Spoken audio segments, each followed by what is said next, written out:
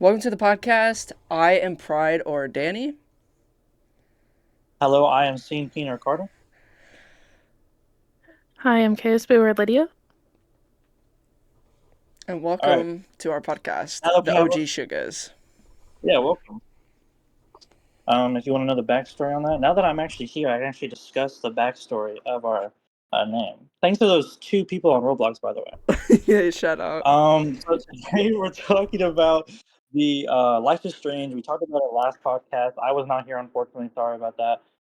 Today we're talking about Life is Strange, the series, the legacy, the controversy, and especially the new trailer for the upcoming game.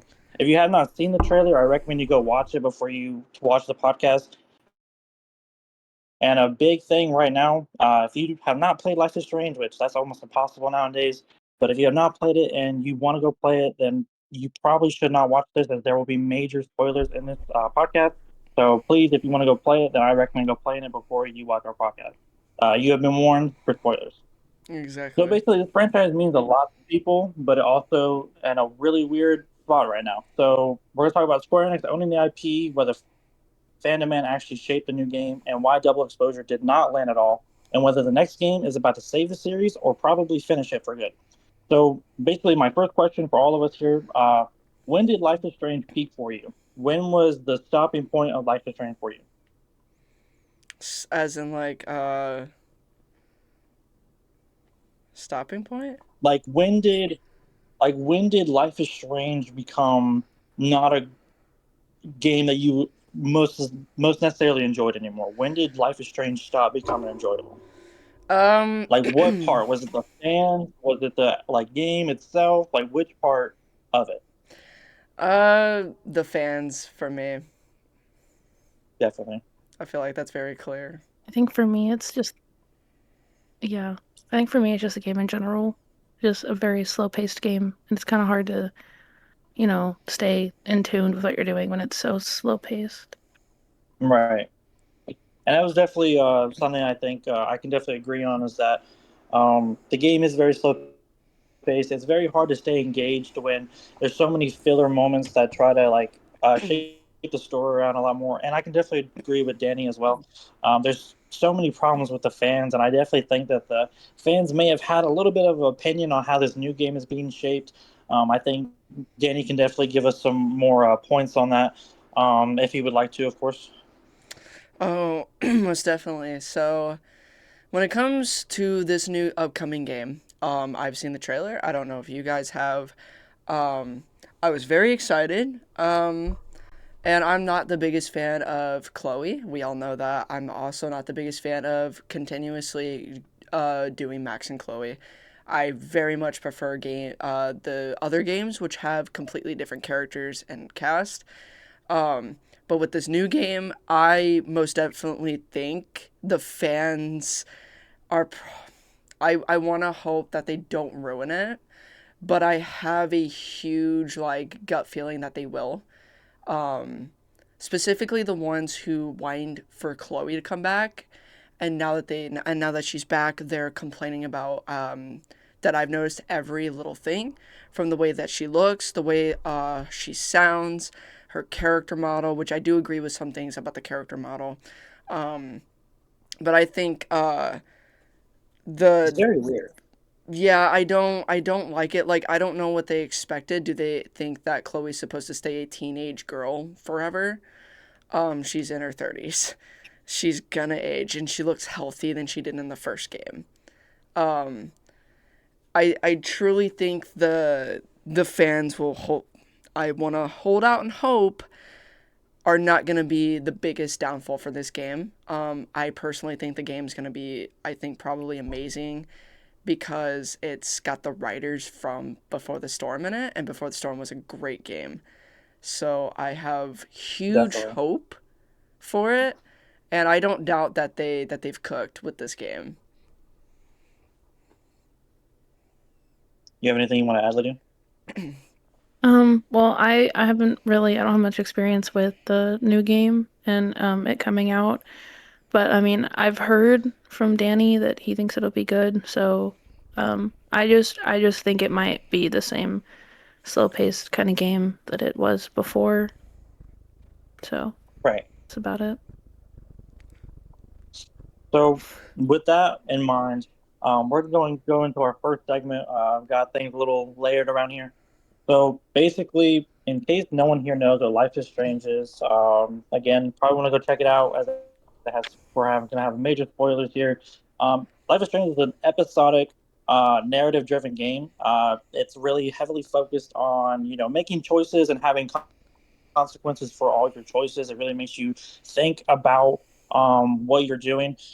We actually had a playthrough of Life is Strange on Danny's channel. If anyone wants to go check that out, definitely would go check that out. Me and Lydia were making a lot of the choices. As Danny has pretty much played the whole series, he definitely has a better understanding than I think me and Lydia do on the games, as he's just played all of them and really knows the characters in the fandom. He's interacted with them a lot, so it's kind of. I'm not gonna say I'm clueless on the game, but I definitely haven't played through all of them, and there's definitely a lot of things I've missed. Um, but yeah, if you're interested in checking that out, then go check out Danny's channel and go look at that. But there's also a lot of trauma in the game. There's a lot of grief in the game. A lot of things happen in that game as you get connected to these characters, and there's a lot of horrible things that'll happen in the game, and it just makes you feel like in touch with the character, almost like you're right there playing with them. This game also built a fandom. It's really not just a player base anymore. There's a whole fandom around Life is Strange. Now, unfortunately, the fandom has kind of um, how do I put it? Has kind of had a negative impact on Life is Strange in total. A lot of negative inputs. In fact, I'm so positive the player base or the fandom ruined the last game, which I thought was a terrific game. Beautiful graphics, just beautiful storytelling. I always will agree with Lydia though. There's a um, it's hard for story games to have that engagement sometimes. Sometimes it feels like it's moving in slow motion. So I definitely have to agree with Lydia that most of the games did feel slow paced, but at the same time, it was definitely a beautiful game. And I my whole pretty much my key point here is that Life is Strange isn't just a game series; it's an emotional experience people attach their identity to. It's something that people hold truly to their heart. So I'm not going to try and sit here and hog the mic the whole time. I'm so sorry. Um, Pretty much for a quick game breakdown, in case you're wanting like a kind of thing on it. Life is Strange, the first ever game, came out in 2015. People described it as lightning in a bottle. It was the perfect depiction of what the series would become. It introduced Max, it introduced Chloe. Would you guys go ahead and like to give your points and takes on the first game? Do you want me to go first, or Lydia, do you want to go? Uh, I can go first. The first game was good in itself, especially in the way it showed trauma and as you get to know the characters, it just really sets up for the next game.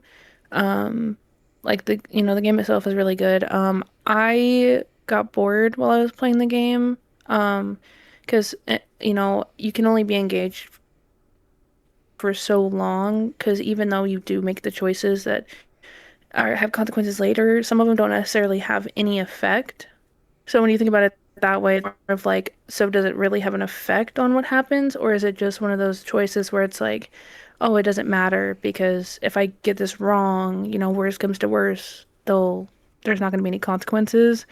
Um, I mean, the graphics were pretty good, and I mean, it was a little cringy at times, but then again, it's an older game, so not really surprised about that. But I mean, it was pretty good for being the first game.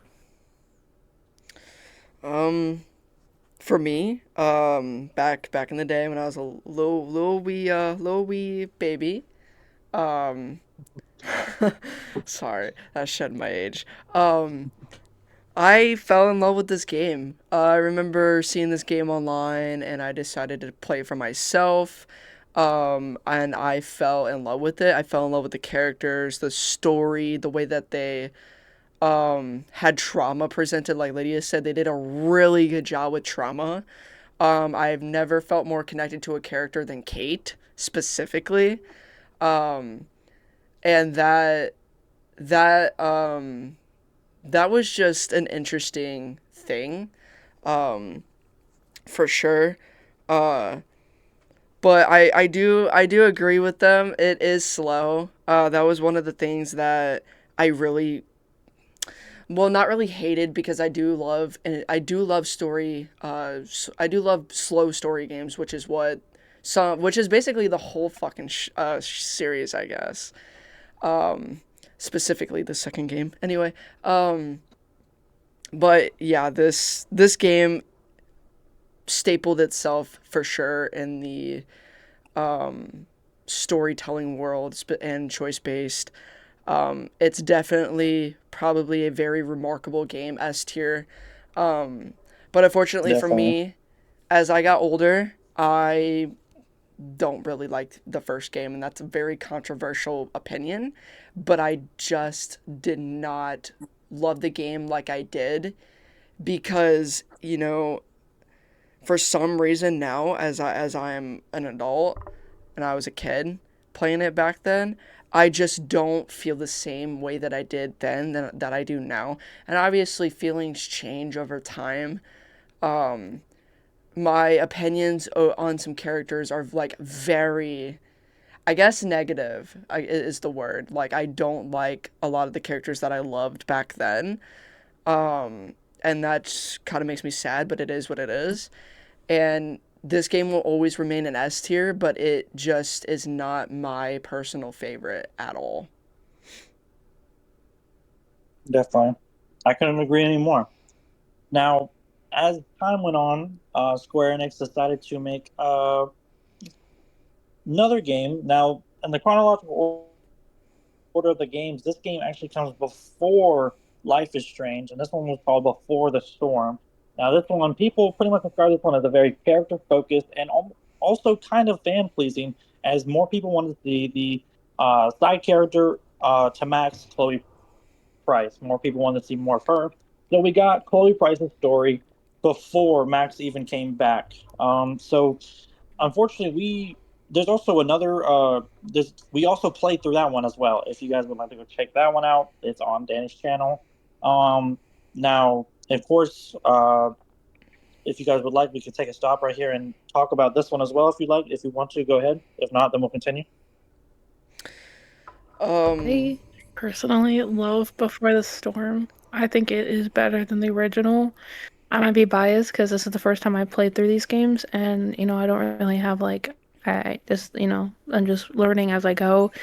Um, I think it was a better show of trauma and how how people react, and the mental like toll it takes to deal with trauma, and how people aren't helpful in certain situations. Um, and genuinely, I loved the way they portrayed all the characters, and a lot of people don't like Chloe, which is okay because she's kind of an asshole. she's kind of a bitch. But I love that this game gives her, yeah, a little bit of a bitch, but I love that it gives her, she deserved her own game just to be completely like what happened through her eyes and everything that like led up to what the ending was for the first game. I feel like if we didn't have this game, we wouldn't be able to dive as deep into her past and her backstory and like understand one of the other side characters, Rachel. We wouldn't be able to understand the connection and why it runs so deep and the care um, for them. And we get to see a new relationship as well, and then that's very beautiful and lovely. I love everything about the game personally. um, I love everything you just said. Shout out Amber Price, best ship ever. Literally the best um, ship ever. Hmm. yeah, I adore Chloe specifically in this game. As a little birdie knows, I can't stand Chloe. I can't stand her in the first game. I don't know what it is. I don't know if it's her voice actor. I don't know if it's her just in general, like her actions in the game. I don't know. She irks me really bad. But learning her in this in Before the Storm made me appreciate her character a little more, because it just shows she's still a kid, and unfortunately losing a parent at that age it just isn't that this I don't know how to like say this without sounding like an ass, but it's not good. Obviously, it's not good at all. It's Yeah, it terrible. takes a big toll on the mental health, Ex- especially with the lack of support. exactly. And um so she had destructive behavior and it showed very very early on in my opinion. Um and I think Rachel helped stabilize that a little bit, which made me really happy because I think Rachel understood her when no one else really did. And for that, that really like was touching. And I think it shows how parental loss can cause such a fucking commotion inside of you and you don't know how to get it out. So your only way of that is to act out, and it is, and I understand it's very tiring on the other parent, the sole parent. But I also get it's very very tough on the child as well. It's very tough on them, and I think if you don't get them the help that they need, uh, a little bit after it happens, you're kind of doomed as a parent as your child acts out in every way that they can. And that sucks. It really does. But I think Deck Right. 9 did a wonderful job showing Chloe's side of the story, showing her relationship with Rachel. That was beautiful. And showing that she is still a kid, she is still human. She is just, Hmm. unfortunately, I think, kind of misunderstood, and and never got the help that she really needed, which is just really unfortunate.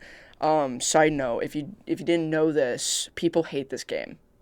People did not like this game, Right. but it was asked for.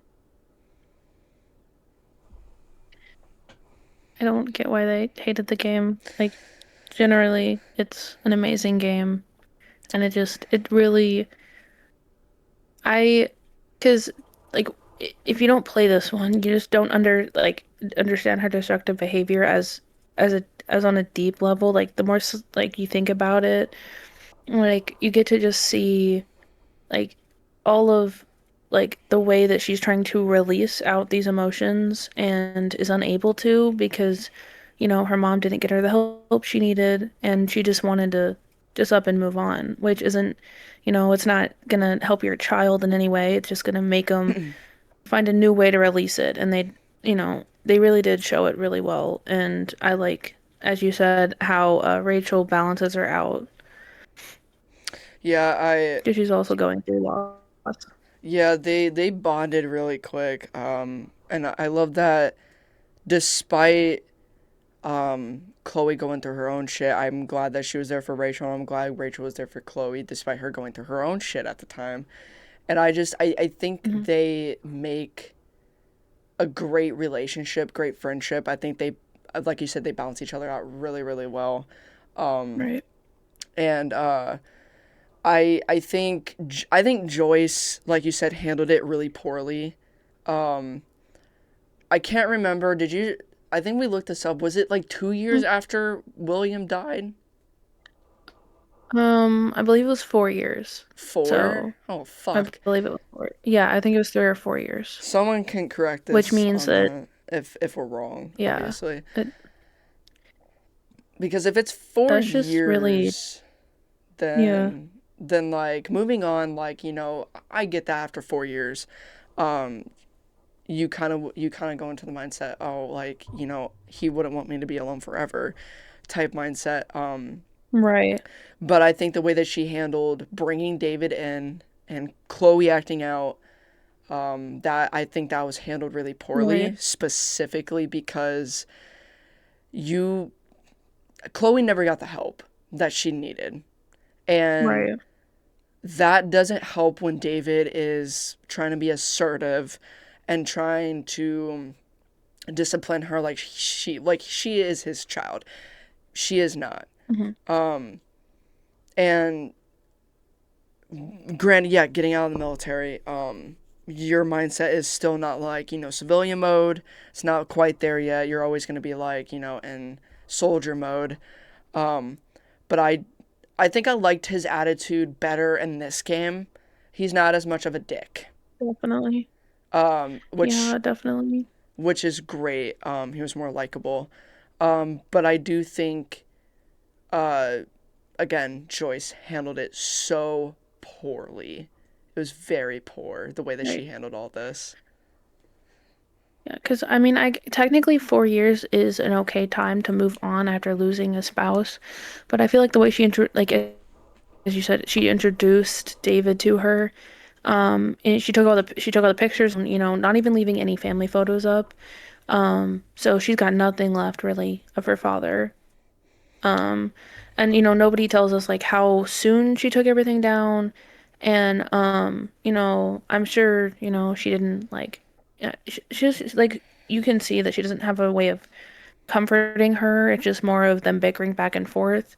Um, and like he's trying to step in and be the dad that she doesn't want, and her mom is trying to force her to accept him as her father when she's not at that point yet. And the lashing out is very important to show like how much this like is going to affect her, and um like how much she doesn't want this and she's not ready for it. Is like genuinely like her mother seems like a nice person, but the way she handled it just made me really upset because Chloe didn't deserve to have all of that put on her. I agree. I agree a lot there. Yeah. Definitely, as Before the Storm definitely was a game that answered a lot of questions that we had in the first original game. Of course, when you're playing the first original game, you have absolutely no idea who Rachel Amber is. You don't know who she is. You just see her missing posters. We get a little bit of information from Chloe, the most details she's wanting to share. We kind of already established connection with David, the stepfather, of course. We see him as a whole different person, and then we finally get to see how he actually transitioned into the family. Um, we also, and there's an episode in the game where you go back in time and you play as little Max, and you see little Chloe, and you see actually Chloe's actual father. You see him, and of course, there's a moment in there where you can change the way things happen, but of course. We all know chaos theory; it completely ruins the whole fucking timeline, and we get wheelchair Chloe. What a goat! Nothing greater than Right. wheelchair Chloe. Um, you know, so We love her. we love wheelchair Chloe. There's nothing greater out there than wheelchair Chloe. Um, Obviously, in that timeline, like, we have to make the hard choice of either killing Chloe or we get to keep her alive. But as her wishes, most people selected just to end her suffering, as it was a suffering time for her. But it obviously shows Max that there's really not much he can actually change about the timeline, and it also comes back to in the last podcast, Lydia and Danny definitely touched on something that was most important when it comes to the first game, and it is truly the end all be all of Chloe has to unfortunately die. That scene in the bathroom holds so much weight to it because it truly tells the fans, you have stopped this death, but unfortunately, chaos theory will not allow you to continue to stop this death. So, unfortunately, you have to let Chloe, unfortunately, die. That's how the end of the game usually goes. Most people usually they used to pick, sacrifice Arcadia Bay, pretty fucked up, but they did it for the relationship of Chloe and Max. Which I mean didn't even go that well at once it was all said and done. Which was for obvious reasons that obviously a player wouldn't think about whenever they're making the decision. Chloe didn't really like Max for making that decision, as literally her mom and her stepdad. Even though she didn't really like her stepdad, she still had a care and a bond somewhat for him. So and a lot of her friends were down in Arcadia Bay, so Chloe kind of had that resentment towards Max for just sacrificing all those people just for her, um, which is understandable in some cases. But that's pretty much the end all be all of the first game. You have to let Chloe die. Now, again, like I said, before the storm answers a lot of questions. We finally get to meet who exactly Rachel Amber was. what the relationship between Rachel and Chloe really was. We even get to see people like Nathan. Now, that's one of the best things about Life is Strange, that you get to see these background characters, and it really brings the story even more to life. You see Nathan from the Before the Storm as this innocent, also getting picked on, bullied kid who is being treated horribly by his father. And then in the in the original game, you see just how much that has really affected him and turned him into a legitimate psychopath who's just being manipulated every single step of the way. You also get to see Victoria Chase, still a bitch, always going to be a bitch, forever a bitch. Victoria Chase, we don't get to see any evolution with her at all. Um, she actually seems a little bit more nicer, like she's trying a lot more. But then, of course, in the original game, she's just all out bitch. I am a bitch. She's a bitch. But you get to see all these different characters just kind of interact and go around, and that's one of the parts I love about Life is Strange, is that there's so many amazing background characters that it really brings the story to life. Now, moving on, after Before the Storm, which again answered so many questions for us, I think it was truly an amazing game that needed to be created. We go into Life is Strange 2. That is the next in the series. Now, people usually describe Life is Strange 2 as a bold but very divided game, as it really brings you away from Max and Chloe. Now, unfortunately, if I'm thinking of, if I'm Square Enix, if I'm pretending to be Square Enix here, it's probably the most nerve-wracking thing to come away from your two main characters like that. The people that have, brought you the sales, the money. Max and Chloe are on the fucking title screen. I mean, you think, when you say Life is Strange, you immediately think of Max Caulfield and Chloe Price. Those are the two characters you immediately think of. But Life is Strange 2 really brought a different narrative, and I don't think it was a bad narrative at all. In fact, I like the change. I like how different the setting was. Unfortunately, I don't think Lydia knows too much about Life is Strange 2. Of course, you can still give your comments on it if you'd like. But if you guys want to go and talk about Life is Strange 2, then go ahead. So yeah, I don't know too much. I mean, we got through what, like the first episode, Yeah, we I got through think. one. Yeah, but I mean, just with playing it so far, I really like it. I like the change from Max and Chloe, and also it still like shows like trauma and like how it affects children. I really like the way they represent it, just through this game and through the others as well. Um, because we've only done one episode, I feel like it's right to only talk about one episode. I think if we ever do another episode of Life is Strange for the podcast, we can talk more about it. But because we've only done one episode, I feel it's right to only talk about that episode. So, like Lydia said, the trauma. Yeah. By the way, Square Enix is the publisher. Nod made Life is Strange 1 and 2. Deck 9 has made Before the Storm, True Colors, Double Exposure, and now Reunion. Um, but yeah, the trauma that they have, like these people, like these companies know how to do trauma really well, specifically in these games. Um, and this and the bold move, which I really thought was really good, was okay. I really don't know how to word this, so I apologize if this comes off as like really fucking terrible. They added blatant racism, which I think was a very bold move, specifically for the time period the game is set in, and when the game came out. I think all of us Americans know why that was during the that time period. Um, but I think the racism, it's terrible, but I thought it was a nice touch to show like these kids are different ethnic. Can someone say that word for me? Ethnicity, yes, Thank Ethnicities. ethnicity. you, thank you, thank you. And it goes to show that they are treated poorly. And then obviously, the bold move of the cop showing up, pulling the gun out, Sean and Daniel's dad coming out, trying to figure out what the fuck is going on. And unfortunately, because the cop is a rookie, he shoots Esteban and he's dead. And then Daniel's power comes out to play, which I love his power. I love telekinesis very much.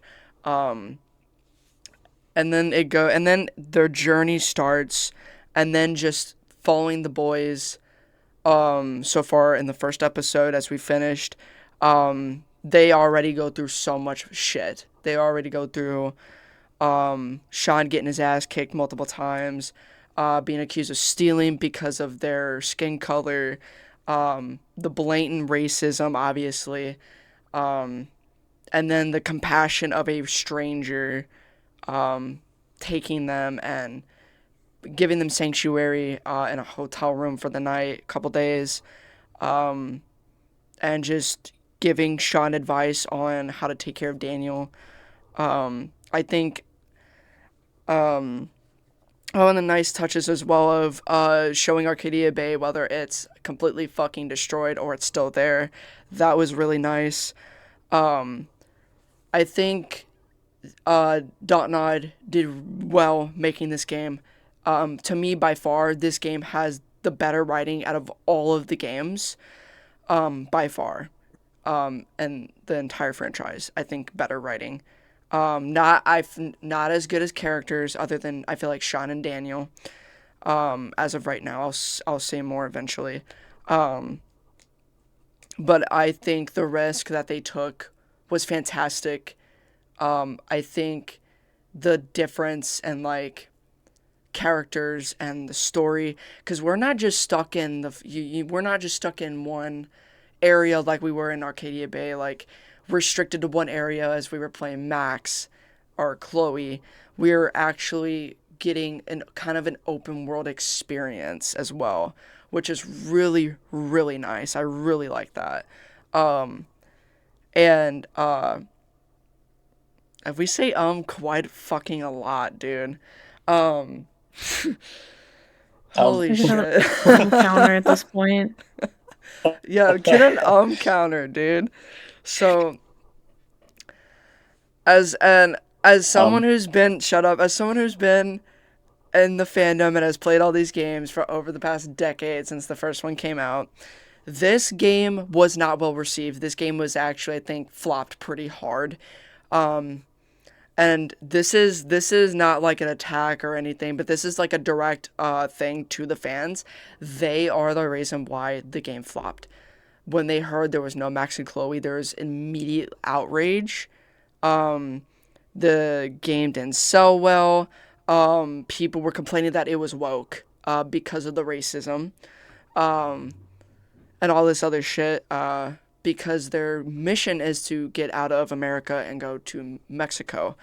Fans called that woke. And if you know Life is Strange, the whole franchise is woke. The whole franchise is. And I think it's very obvious that it is. So I don't really understand the whole point of calling it woke when the whole game is. And I think it really like disappoints me today because Life is Strange 2 is getting love because the fans who boycotted it almost 10 years ago are now playing it because they heard David is in it and that there's a little talk of Max and Chloe. That really disappoints me that they're only playing it for that. Because I feel like they're missing out on a fucking wonderful game. And the fact that people are loving this game now because Double Exposure was terrible. Well, not in my opinion, but was terrible in their eyes, and they think Reunion's gonna be terrible as well. Definitely. And so that was definitely the whole thing of Life is Strange 2. It definitely took a different twist. Whether people think it was a good twist or a bad twist, it definitely took a different twist on the game. We didn't get to see the two main characters that usually people always came for. It was pretty nice that they even mentioned it in there from David. That was a nice little touch, but I think Life is Strange definitely needed a different touch of scenery. Not saying that I was ever bored with Max or Chloe, but I mean, there's only so much you can do with people. I mean, their story ended a long time ago. I'm surprised that they're still trying with this. But I mean, there's also endless stories you could make, but at the same time, it feels like you can only stretch it on for so long. There's a reason why Fast and Furious is not a popular movie series anymore. Because holy shit, you stretch it out, it's just not fun anymore to watch. It used to be about driving race cars. Now it's about running from submarines in an ice tank, right? It's just not fucking. It's just not what it is anymore. Now, unfortunately, I haven't for the next two games that we're not gonna pretty much dive deep into them, sadly, because unfortunately, I know Lydia has definitely not played them. I've watched people play them. Danny has played them. If he would like to talk about them, he definitely can. He could definitely give a better insight on them than I could, because I just watch YouTubers play it, meaning that I've probably only watched like one YouTuber play it. And they only did like one choice or two choices, so I definitely couldn't give my best insight on something. And it's always better not to talk about something because I'm going to sound ignorant as fuck if I don't know what I'm talking about. But the next game is True Colors. Now, True Colors is pretty much described as a polished and very safe route that Life is Strange took. Also has an amazing song with Creep, cover song with Creep. Amazing, by the way. I'm not saying that was the best part of the game, but I definitely love that so much. Wonderful voice acting. Definitely brought a new world again. Now, of course, like Danny said earlier, you can definitely already imagine how this game probably looked in the eyes of fans of the Life is Strange fandom. There was no Max and Chloe. Now, obviously, people liked it, some people didn't. I definitely agree with Danny though that these games, gamers' mindsets are definitely focused on um, too much at one time. I mean, they're thinking only about Max and Chloe when they think of Life is Strange, and they truly missed out on these two banger fucking games, which was Life is Strange 2 and True Colors. I truly think that these games are absolutely like we're talking fucking peak. Like there's some obviously there's some problems, there's some things that went wrong. um, Obviously, like we always say, there's a engagement part that you kind of have to get over as a hurdle, but that's almost any story game sometimes. But I mean, my hands are literally in the air. This shit was peak. Like we're talking, these things had amazing stories. It gave that perfect twist. Um, I mean, and even Life is Strange 2 even gave a little bit of credit to the original characters like Max and Chloe. I mean, you can look at games. I mean, me and Danny played It Takes Two one time, and the creators put the cool fucking what's their names from A Way Out? What's I can't Leo remember what and their names are. They put little Vincent, the yeah, crew. put little action figures in the fucking game, and just to give a kind of novelty to what started it all for that company. That was just a little example I wanted to use there, but I think people definitely made these games worse than what they really were. Because I mean, truly, I mean, if there was never a Max and Chloe, if it was just Life is Strange 2 by itself, I think that game would have hit hard. But unfortunately, people's minds were so set on Max and Chloe only when it came to Life is Strange that they just did not like this at all. Now, again, I'll let Danny talk about True Colors if he would like. Me and Lydia don't know that much about it. Again, I can only talk about a YouTube playthrough that I watched, but if Danny would like to talk about it, then he can, of course, do Oh fuck yeah, because this is my favorite game. This is my comfort game. This is that. I'm so excited. I love this game. So, I'm This not game gonna was good. lie. I'm not gonna lie. It's slow. Like that's just all there is to it. I mean, all these games are slow as shit, but I think Life is Strange 2 and True Colors take the cake for the slowest.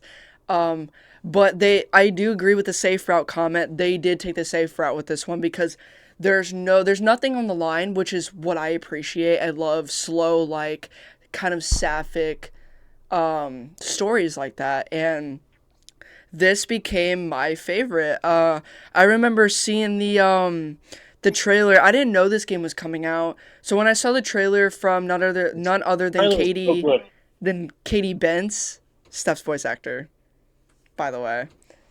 What were you gonna say? I was just saying the trailer was so good. Sorry. Dude, the trailer was awesome.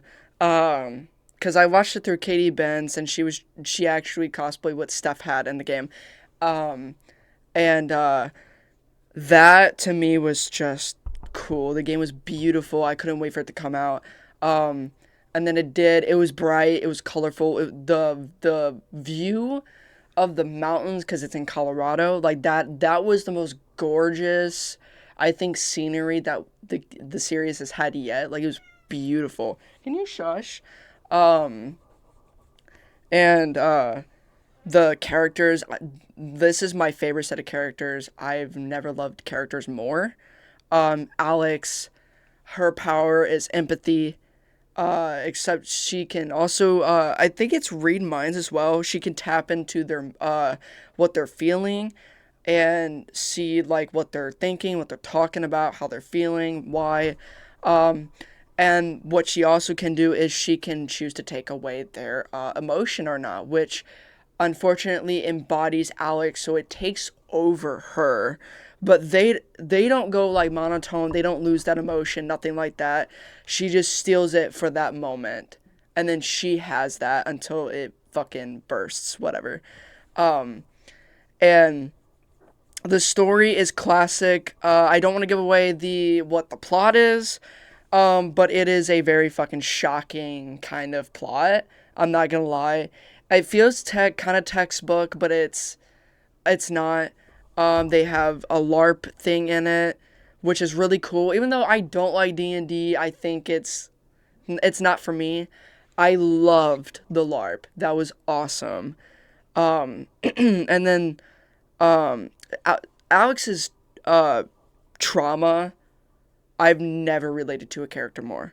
I don't want to go too much into that because I feel like I'm just gonna spoil her, like, because her backstory is a massive part in the game, and it's obviously based off the trailer. Going off the trailer, she's finding out what and who killed her brother, and so she's kind of detective around trying to figure out why her brother was killed and who did it, and it's fucking it's amazing. And relationship wise, oh, don't get me started because I'm not gonna stop talking about it, so I'm just gonna shut up. But I definitely think for me this was my favorite game, and this game I don't talk to the fucking wall. This game to me will always be S tier. This game is perfect. I love this game. I don't think it deserves all the hate it gets. Yes, it can be boring. I understand that, but it is not the fucking worst in the series, okay? I just want to say that right now. It's not the worst. I don't think there is a terrible game, but that's just me. I think all these games are good and incredible in their own ways. They're all unique. They all have their own story. I think people are just too harsh because they're just, so used to what the first game was or what the second game was. And I think it's really, and it upsets me because when people read online and they read reviews, they don't try the game out. They just listen to what other people say. Play the games. Literally, play the games. Don't ask if they're worth it. Play them. Because I promise each game is an experience on its own. And each game leaves you with so many emotions afterwards. And we've all felt that as we've played as we've gone through the games on my YouTube channel. We've all went through the motions with these games, and I hate when people just judge a book by its cover. Play it. I promise you're not gonna regret playing these games. I can't make you like True Colors, but if you hate it, I hope you change your mind one day. Go back and replay it because I think it's worth all the love, personally.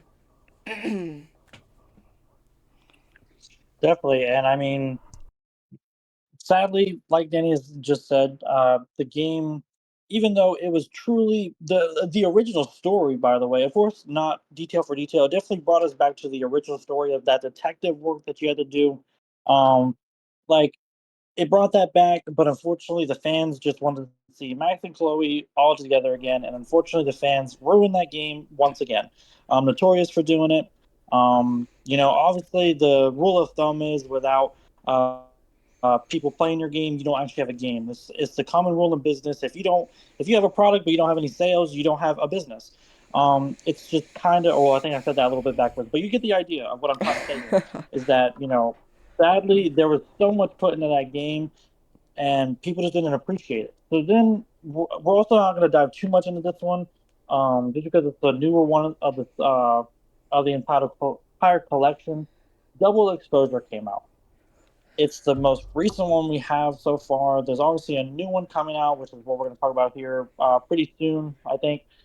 But Double Exposure came out, and people described this game as the controversial sequel attempt.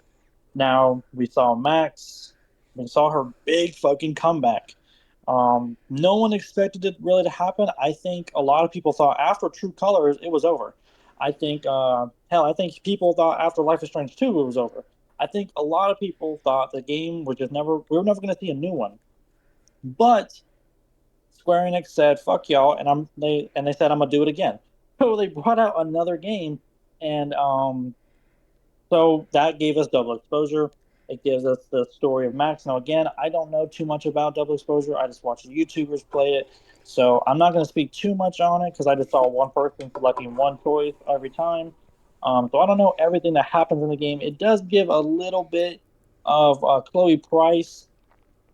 I think like you like read a letter from her, but it wasn't what fans were actually looking for. In fact, the fans were even more horrible on this game, as this game was projected to make a lot of money. Unfortunately, it fucking tanked, and not because the game's ugly, not because there's some horrible bug in the game that made it horrible, not because that it looks like shit, not because that the story was so bad. It's because the fans did not see the one and only Chloe Price. Now, I said earlier that people want to see Max Caulfield and Chloe Price. Yeah, so apparently, if you don't just put, you have to put both of them in there to actually make the game complete. So, unfortunately, Square Enix is bringing Max Caulfield in there did not do justice at all. In fact, I think it did even worse than True Colors and Life is Strange 2, which is even more surprising. You know, you would think that the fans were happy just to get Max Caulfield back, but no, they really wanted the duo back together again. Now, again, I don't know much about this. I don't know how much Lydia knows about this, but I will let you two discuss if you like to share anything on the game. If not, then we can just move on like always. Lydia only knows what I've told her, which isn't very much. And So Oh, gatekeeping. no. I've only played through it once, and I was gonna do it a second time, but I did not want to do it on the PlayStation, so I bought it on PC, and we will work our way there. So when okay, so I don't want to dwell too deep into it, just because this is setting up Reunion. I will say, I think Reunion was always gonna happen.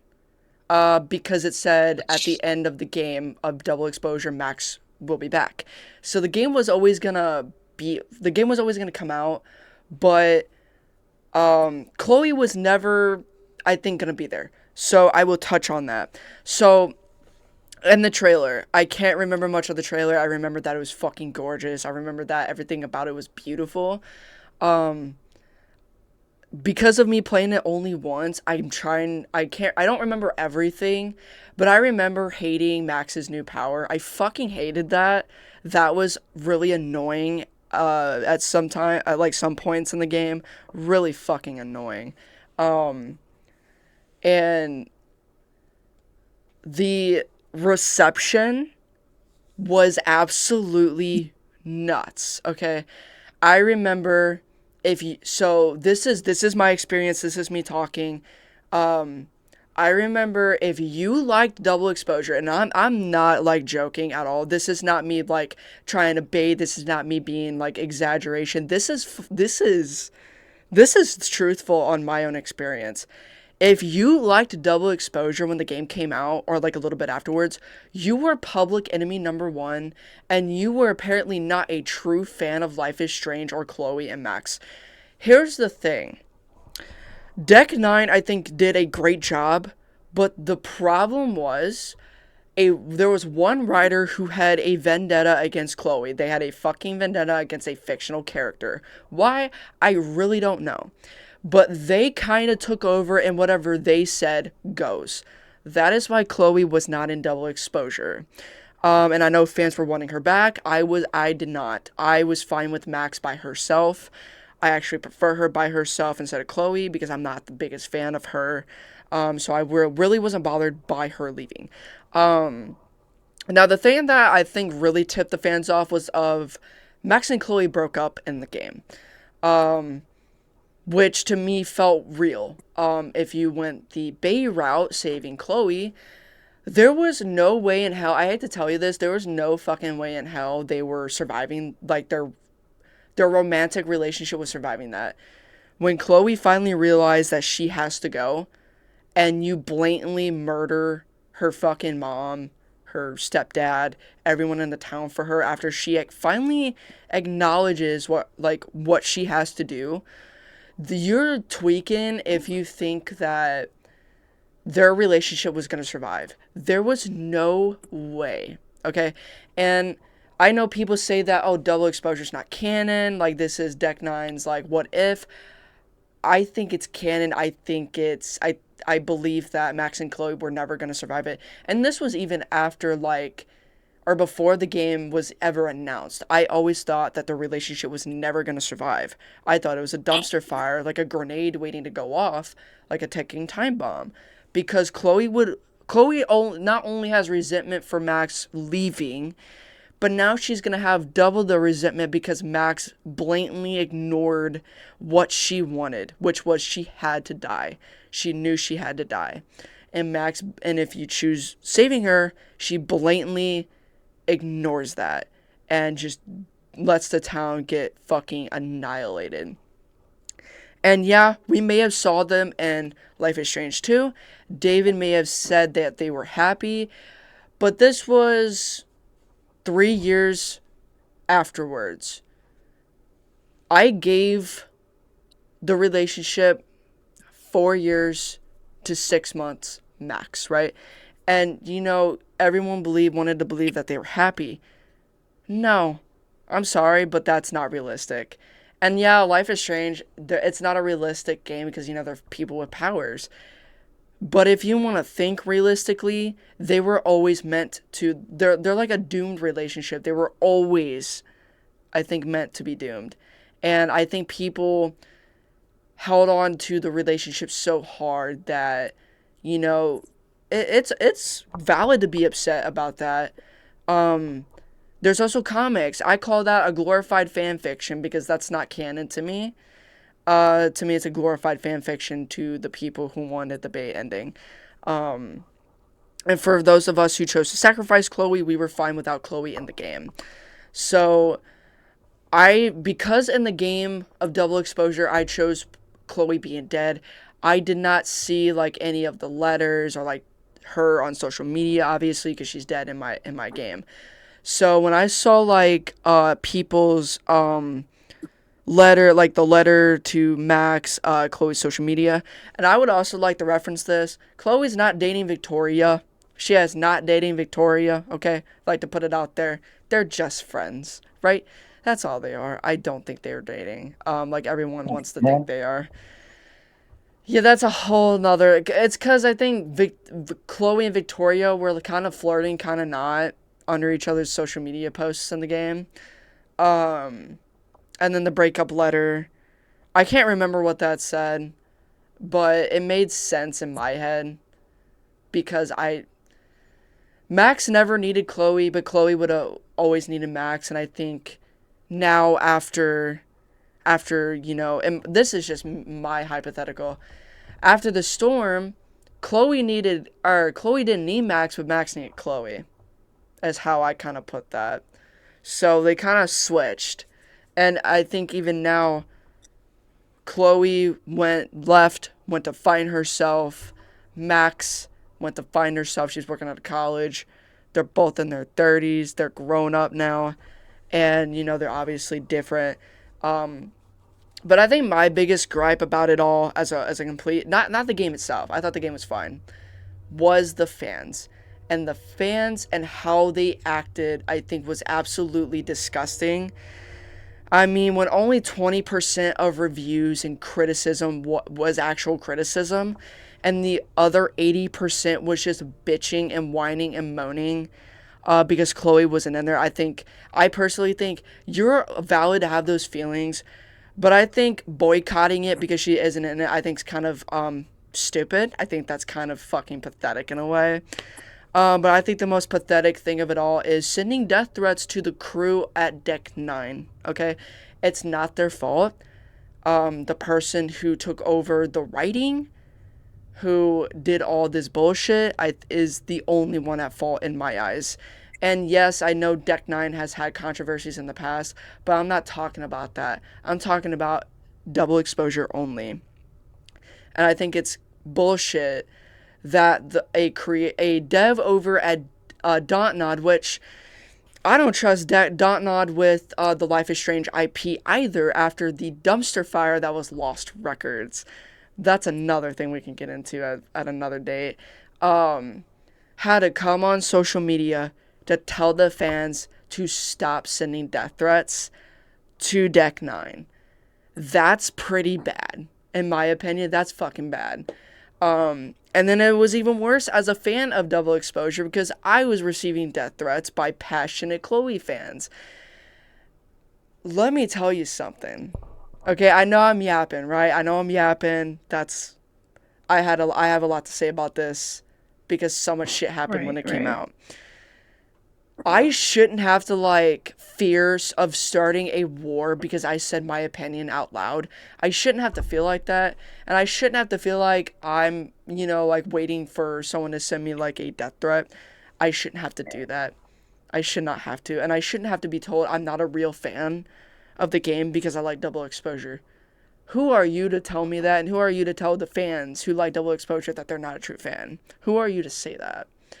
And I think that's where my true hatred for the fan base came from, was after that experience. So me and the fan base kind of don't get along, and that's okay because I didn't fucking like them in the past 10 years. Anyway. Honestly, I think going back to what you said, this is actually, it's unacceptable to be giving death threats over a game. It's okay to be passionate about a game. It's okay to be in the fandom.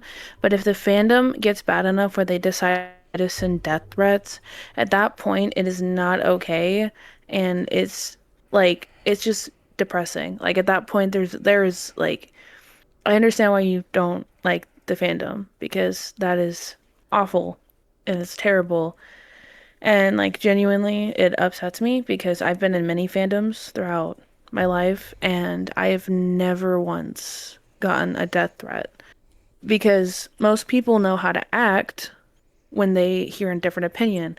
It's okay to have a conversation, but it's not okay to attack somebody because they have a different opinion.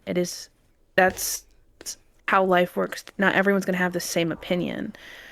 And genuinely, I wish somebody would have stepped up from maybe their team or something to say something to the fans and the fandom to let them know that that's not okay. And stop feeding them and letting them continue to fester and continue to think that habit and that action is okay. Yeah, I can't remember if someone from Deck 9 came out and spoke about it, but I know Michael Koch, I think I'm saying that right. He's a popular dev over at Dontnod. Respect that man a lot. I feel like it was maybe in his nature to come out and be like, "Hey, stop! That's not cool. That's awful." And it's okay for him to be like, I don't recognize my characters. This is why Deck 9 is kind of like a what if kind of different. I want to say different version of Max and Chloe, which I also like that. I like what ifs too. I like, different types of what ifs. So double exposure didn't bother me at all. But it's awful because not even the Stranger Things fandom was bad after the show ended. And that was pretty bad. But this, I have never, I think in my 20 years on Earth, have ever been threatened for my own opinion over a video game like this before. And that's pretty bad. And I think losing your shit over a character not being in the game, I think that's fine. You're allowed to have those feelings. That's valid. But to sit there and be go unalive yourself, I think's not. You need to get off social media if that's how you're gonna act, because that's disgusting. And then I also want to add, and this is kind of this is directed you'll know. The weird ass parasocial fans who think Max and Chloe are real people.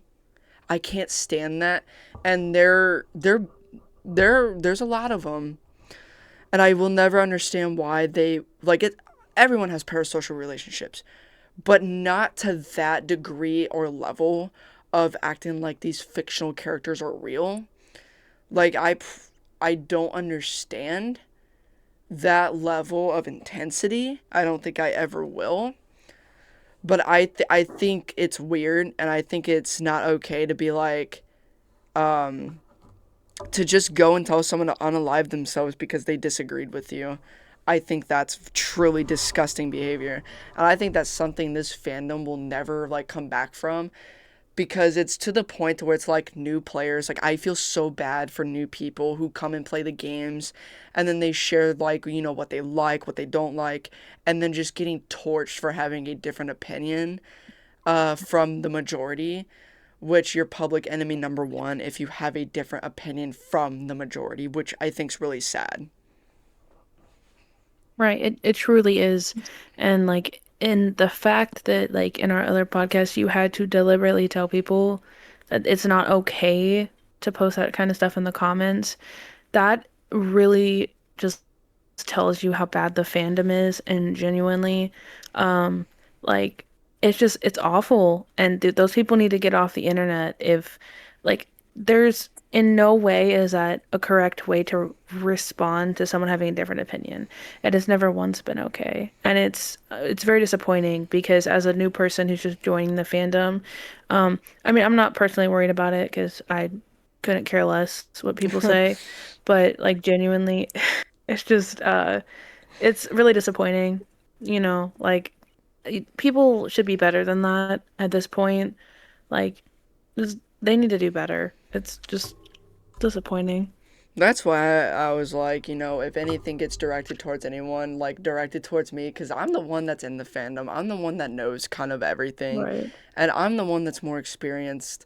And I don't want random fucking people coming at you too, because, even though we're discussing this, and even though they don't care that you're new, if they disagree with something that you said, they're gonna go after. And that's just, I think that's terrible because I shouldn't have to be like, you're not allowed, like, any disgusting comments towards any of you will be deleted. I don't care if it's towards me, but to you two, I'm probably gonna lose my shit. Like, I'm not gonna lie to you, I'm gonna lose my shit Right.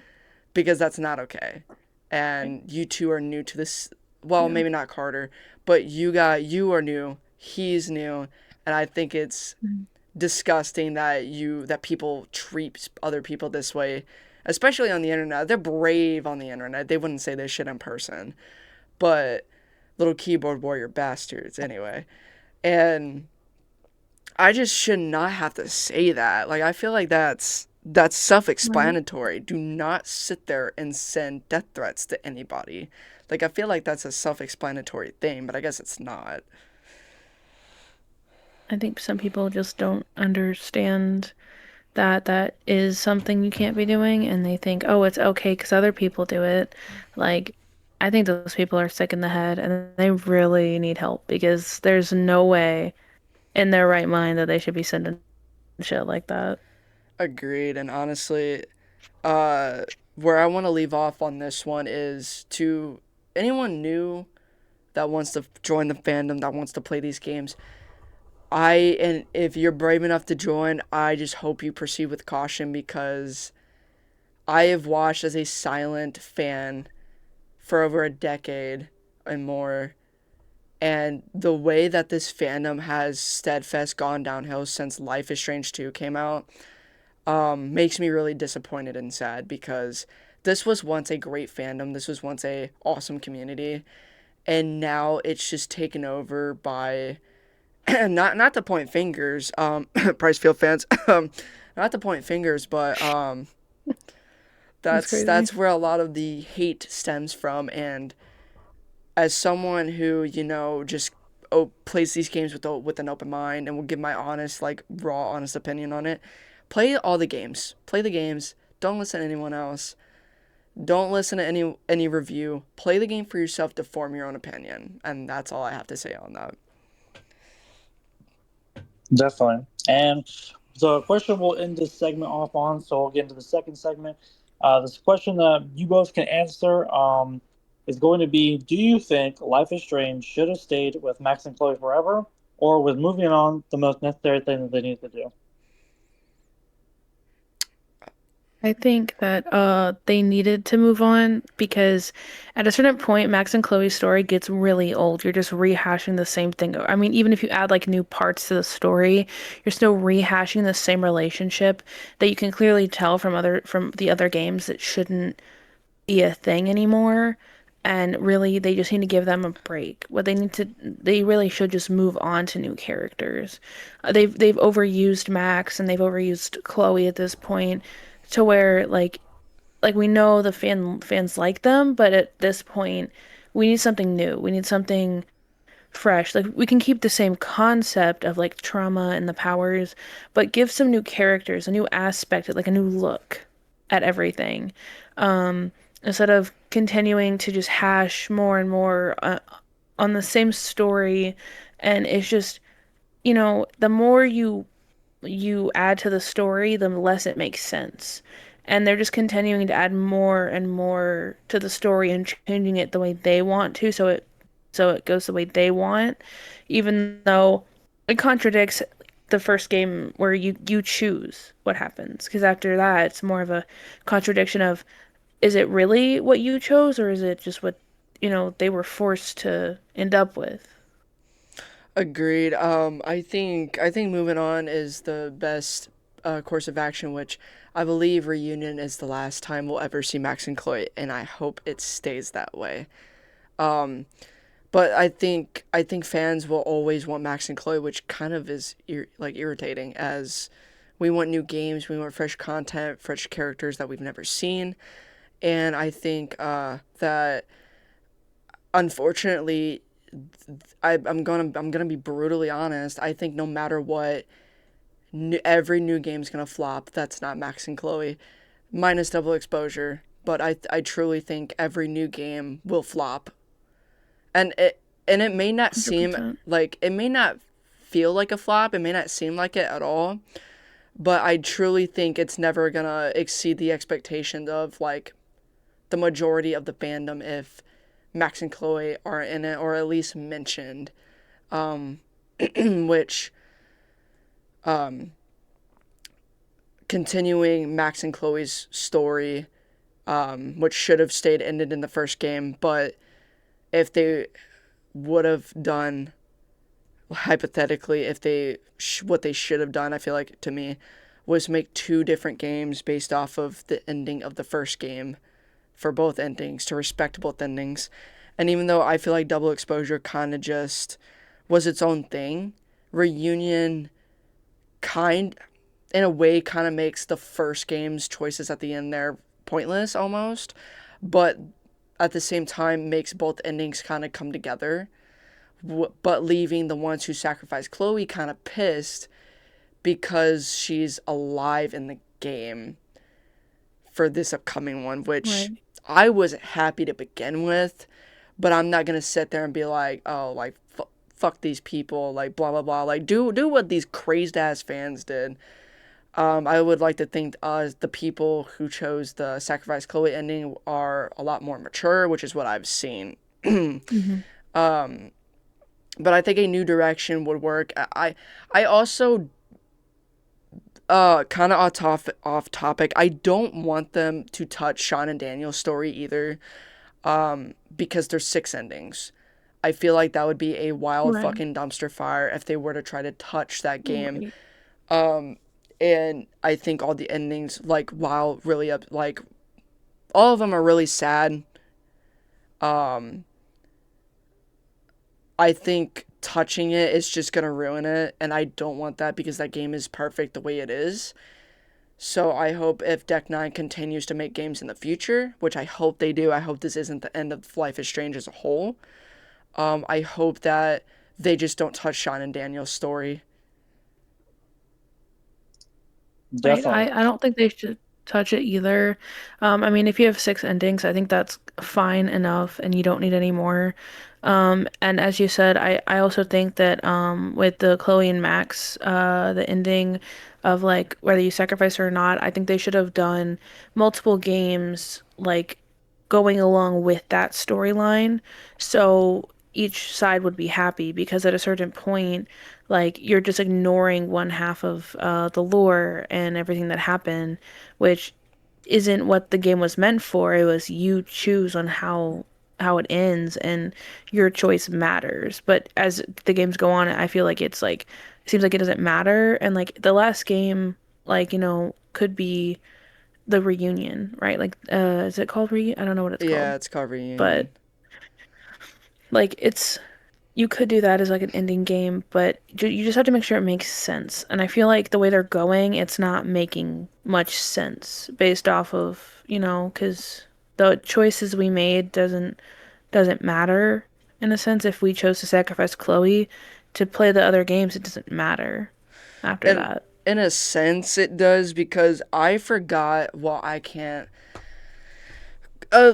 Max kind of Just say it. conjoins timelines, kind of merges them together. So like, even though Chloe's dead, Right. Chloe comes back, and the Right. the thing, like, even though I'm not happy she's back, I'm excited because you get to play as her. Although I'm not excited for Talkback to be back because, as we know, I cannot do it. Um, you guys stress me out when we do that.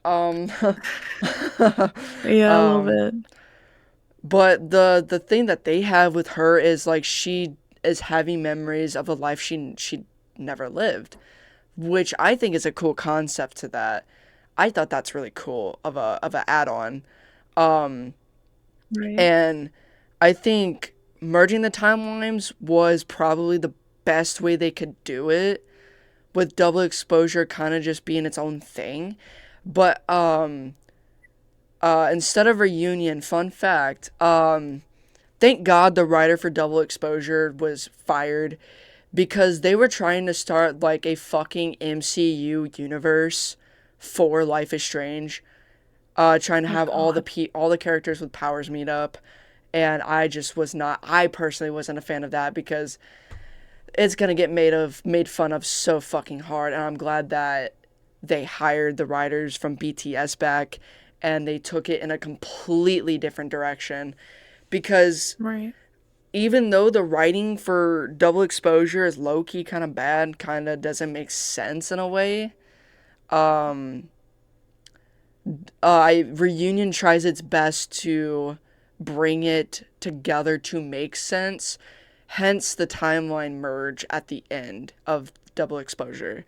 Um, and that I think trying to with the reunion having it make sense that way, which unfortunately reunion's looking like a copy and paste of the first game just with like different elements and shit like that, which I don't really care if it's a copy and paste because they all kind of copy and paste each other if that's the case.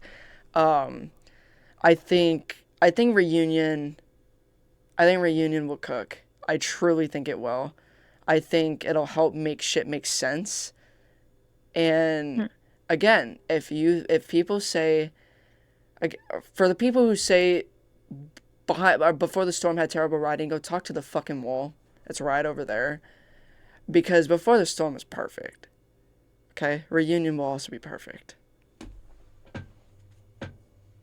Definitely. And so now that will end off our first segment.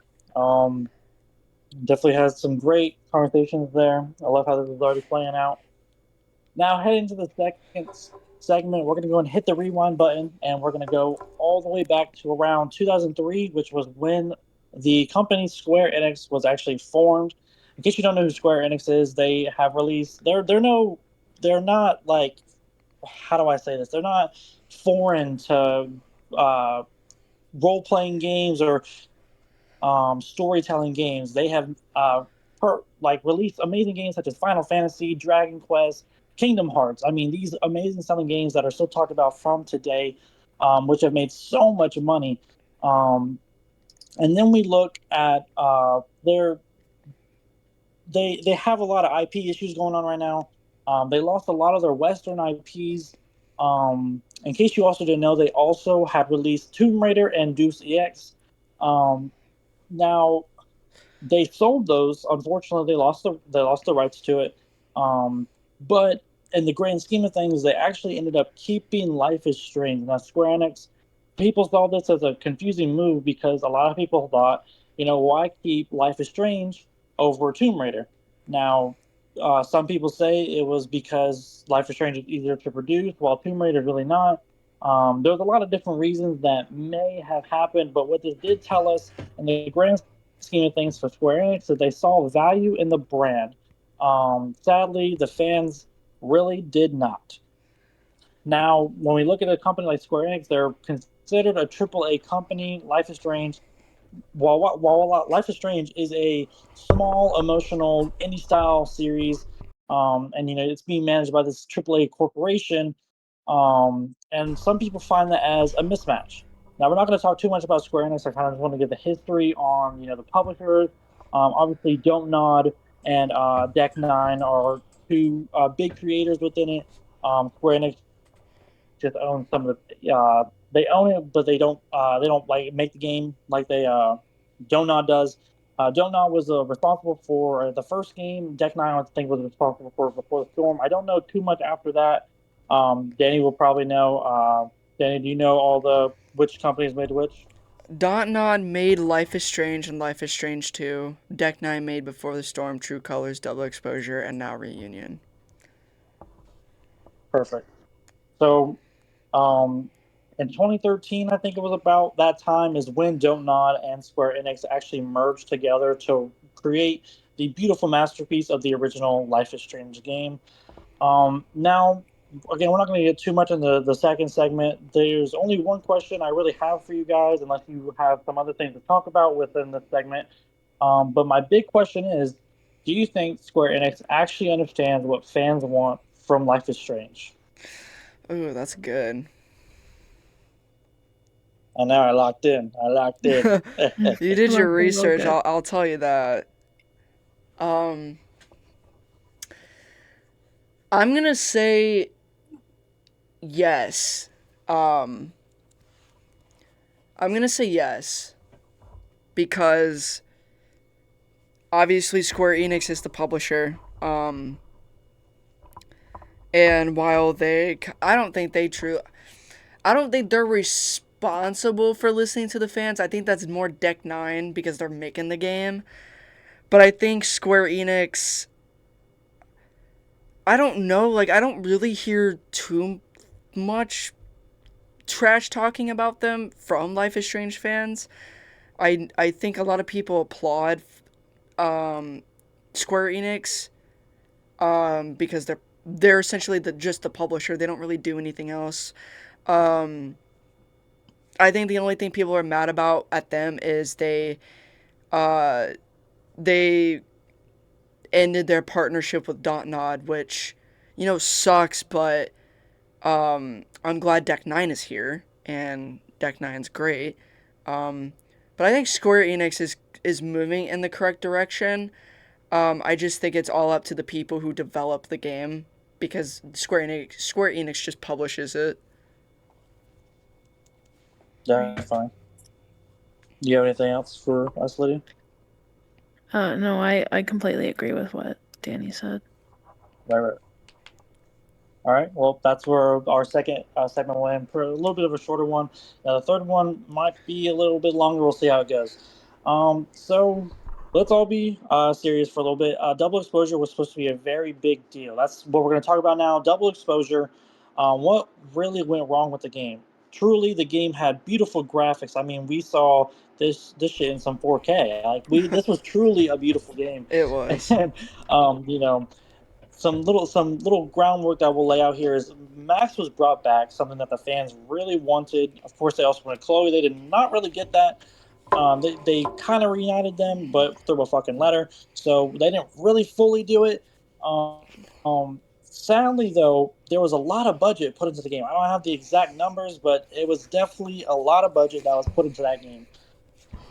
Sadly, though, it financially underperformed, and Square Enix had actually labeled it a huge loss. Now, looking at an article from the PlayStation Lifestyle, um, the Life is Strange double exposure sales apparently are had bombed. Like we're talking, they had lost over 3.5 million on the game, probably even more. And of course, these numbers could be true, could be false, but for the most part, I think we can all go ahead and sit here and agree that this game bombed hard, especially for what I think Square Enix was looking for in the game financially wise.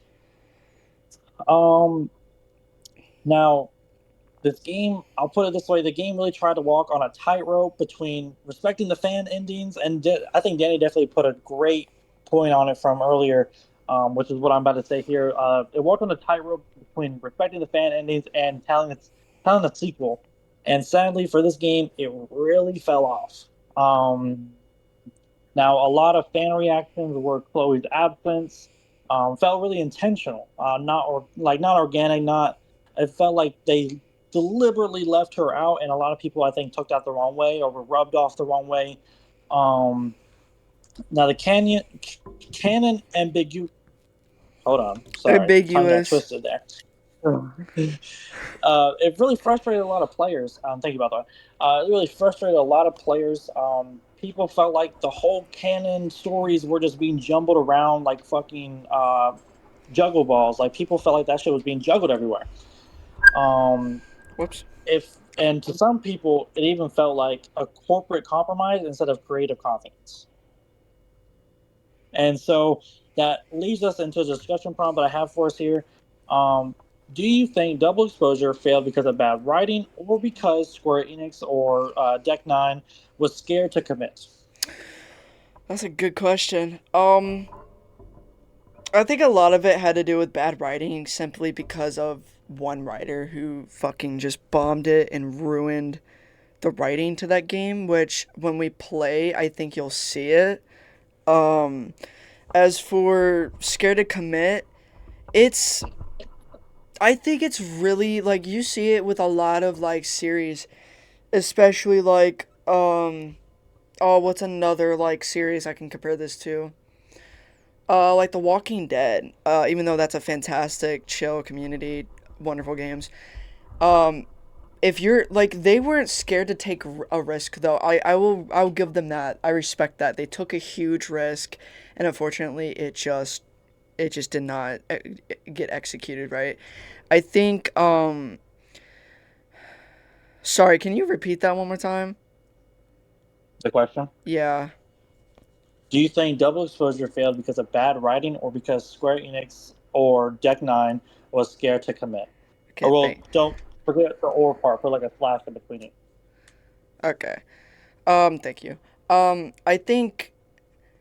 I don't think they were scared of committing. I think it's hard to please fans in general. I think it's just hard because no matter what you do, you're gonna piss off a group of like fans. You're just gonna piss them off. There's no like Definitely. around it.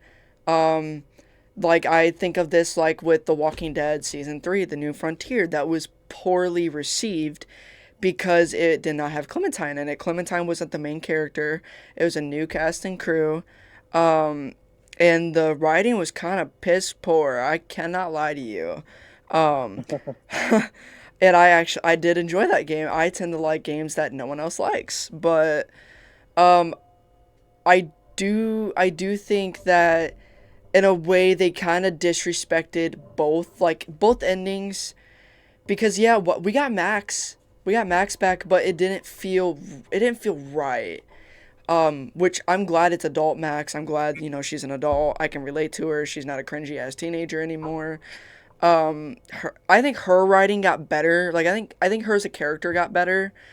Um, but I think overall in general, Dontnod, not Dontnod, Deck Nine took a risk. It unfortunately did not execute right, but I commend them for taking a huge risk. Um, I commend them for at least trying. I don't call this a cash grab like everyone's saying it is.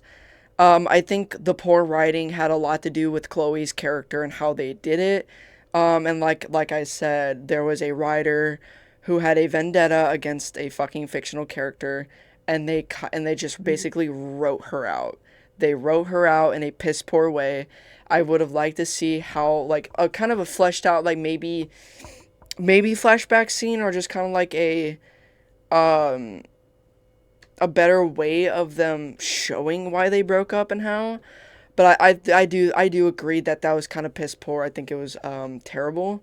Um, I uh, I think some of the writing is kind of fucking awful in the game, but not all of it is. Not all of it was. Um, I think a lot of it was really good. I you can tell where the writing was good and where it was bad.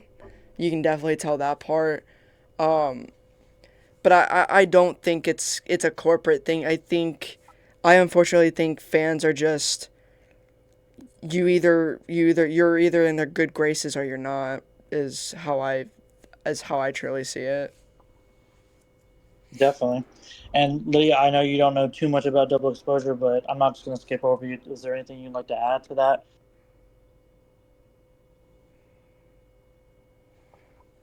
Good talk.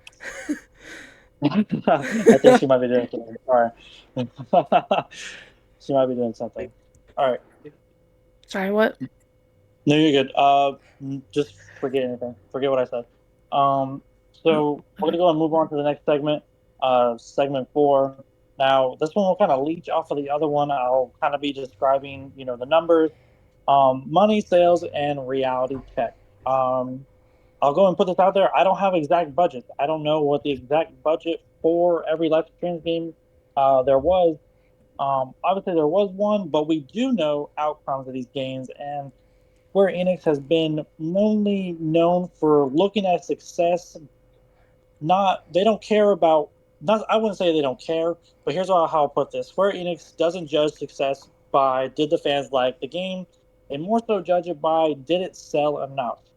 Now, unfortunately, these past few games did not sell at all. Not to their expectations at least. Double Exposure was expected to be kind of like the first game. I mean, we're talking the original Life is Strange had about 20 million players. And I mean, I'll go ahead and look at this form that I have here from level.com. Life is Strange, the original game sold about 5.7 million copies on Steam. That's just Steam alone. I'm not counting Xbox or PlayStation as it. Obviously, I think it came out a little bit later after it was uploaded to Steam. Um, Life is Strange sold 3 million copies within 2 years of it being published, which was, I mean, amazing. But that we got to remember that is the original game. The original game hit crazy on the market. Life is Strange 2, Life is Strange 2 sold about 600,000 copies on Steam, while Before the Storm sold about 700,000 copies on Steam. Then we're going into Life is Strange 2 Colors. They sold about 300,000 copies on Steam, while Life is Strange Remastered, they did come out with a bunch of remastered. They didn't really Awful, by the proceed as way. well, but this is going to be a surprising fact. They sold 50,000 copies on Steam, while Life is Strange Before the Storm Remastered sold 20,000 copies. Now, I don't have a true number on the new game. I do. All we do know It's is that it was not good. You do? it's less than 500,000. So as you can see, and thank you by the way, I could not find that fucking number. Life is Strange games from the original, which had the biggest success of all time, to the other ones, as you can see, it had a clear fucking decline. People declined on the game hard. Obviously, I went out of order there. Before the Storm was after Life is Strange, publishing wise. So Life is Strange, it went from 5.7 million copies sold to 700,000 to 600,000 to 300,000 to 50,000, 20,000, and then, like Danny said, 5,000. There was a huge, 500,000. oh, sorry, 500,000. There's still a huge decline. Now, as we can see, there was a little bit of a spike there for double exposure, which was actually pretty nice, but it still wasn't anything compared to the first game or the second game. Now, sadly, that kind of ruined a lot for us, and I think a lot of people thought when they saw that happen to Double Exposure that there was not going to be another game afterwards. I know me and Danny had talked about it millions of times before. Because I even remember I asked Danny multiple times, "Hey, do you think there's going to be a new game out?" And this motherfucker said no every time. And then next thing you know, we get a trailer for Life is Strange: The Reunion, and that was honestly insane in my opinion. Now, I'll go and ask this question. Or yeah, or actually no. Go ahead and give me what you guys think about the sales on these games. Do you think? I don't really have like a big question for it, but go ahead and give me what you guys think about like the decline. Like, just tell me what you guys think. I have one answer and one answer only. There we go. Did not feature Max and Chloe as to why they declined so hard. Definitely, Yep. and that Honestly, truly, I mean, it truly tells how crazy the fans are if just because it doesn't have two characters that they love so much, just immediately declines right quick. oh yeah, and that it's quite sad, honestly. Now, I will go and tell you all something. The level form, the level.com form I am looking at, this is from 2023. So you can only imagine how much has changed already. Sadly, I couldn't find a form that was actually up to date. I'm pretty sure I could Right. have done a regular Google search, but sadly, the numbers just declined. And it really was a shit show when it came to making money. And, expectations were high, but then when they actually put it out there, the fans hated that shit beyond belief, and then it just did not do what it was going to do. Now, I'm going to go ahead and ask this question, and we'll move on to the next segment. Is it fair to expect Life is Strange to perform like a triple A game? Fuck no. Hmm. Because I don't think if I look at other games like The Walking Dead, that's not I don't think that's a AAA game, no? I don't think No, I don't think so. I can't Can somebody tell me what AAA is? like it's a Oh my god! big title game. Big Like title like like Call of Oh, okay. Duty. So when Oh, we okay, think okay, okay, of okay. triple A games, that means it has high budget. It's got a lot of like media on it. It's a high profile type of game. It's got a Right. top, the thing of like amazing graphics, great storytelling, and like it has like a lot of like expectations. Just think of something like that. Like think of Okay. yeah, think of like Call of Duty or Battlefield or something like that. Just think of like those big corporation games. Okay, okay, okay. Yeah, I don't think they're AAA in my opinion. Like, yeah, it's a popular series, but I never think of when I think of AAA. Life is Strange never comes to my mind. I think of like Call of Duty, Battlefield, Mortal Kombat, like all those games. Life is Strange doesn't even fucking have a thought Yeah, in my brain when someone says AAA title. Never. Right. definitely. I Yeah, feel I like completely agree. I feel like it's not that it's not popular enough, but like I feel like, like the AAA games are like really, really big. And I feel like since Life is Strange is like dying, it's not, it can't be considered a AAA game because it's, like you don't think Life is Strange and just like go, oh, I know what you're talking about. Like most people like wouldn't know exactly what you're talking about unless they just happen to, know, you know? Right. Yeah. I completely agree. Yeah. All right, then. Now that'll move us into our next segment. We're actually flying through this shit. I'm not gonna lie. We're at an Um, hour and a the next, half. oh shit. Beautiful. Um, the next segment will be probably one of the more controversial section, the one that'll probably upset fans just a little bit. Well, certain It's character okay. fans, I think you all know what I'm talking about already. I feel like we've mentioned this shit 50 times already. Segment Yeah. 5 is going to be literally this: the elephant in the room, Chloe motherfucking gangsta price, right? Right. The question, Right. the question of this segment is: did they bring Chloe back because of the fans? There's obviously no official confirmation that they did this, so let's just go and put that out there. There's no official like thing that says, hey, we did this because we wanted Chloe Price in the game. There's a lot of theories that it may have happened, and honestly, the theories are looking pretty believable. I'm not gonna lie. Um, where you can look at stuff like fan backlash was really loud. I mean, double exposure. You have to remember, this new game came out right after double exposure fucking sucked. People did not get Chloe Price, so the fan backlash was loud on Square Enix's side. And by the way, when I say Square Enix, please just also know that I'm talking about Deck Nine as well, and don't nod. Even though, well, no, the thing of Deck Nine and Square Enix. So whenever I say Square Enix, imagine that I'm also talking about Deck Nine as well. Um, so Double Exposure underperformed horribly. Did not meet any expectations for them, except that it did horrible. That was not on the expectation board for them though. Um, while this new game literally does exactly what the fans want, and it reunites Max and Chloe. Now, we don't know what the game looks like. We don't know what the gameplay is going to look like. We don't know actually what the story is even going to look like. But the huge debate going on around this whole new game now is, I mean, because when isn't there a fucking debate around a Life is Strange game at this point?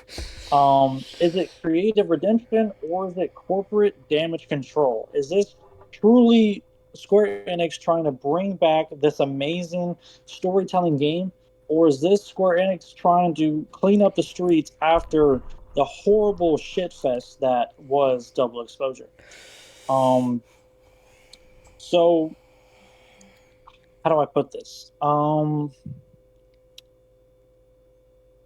The points I can make here, so we can get into the question of the segment, was yes, fans demanded this. The timing lines up. The marketing leans into a lot of nostalgia. There's something more a fan would probably love.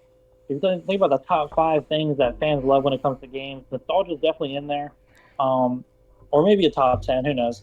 It's definitely in the top 10 of what fans love when it comes to a game is nostalgia. There's nothing greater than nostalgia for a lot of fans. Now, sadly, this is going to be the question for both of you. Do you trust Mhm.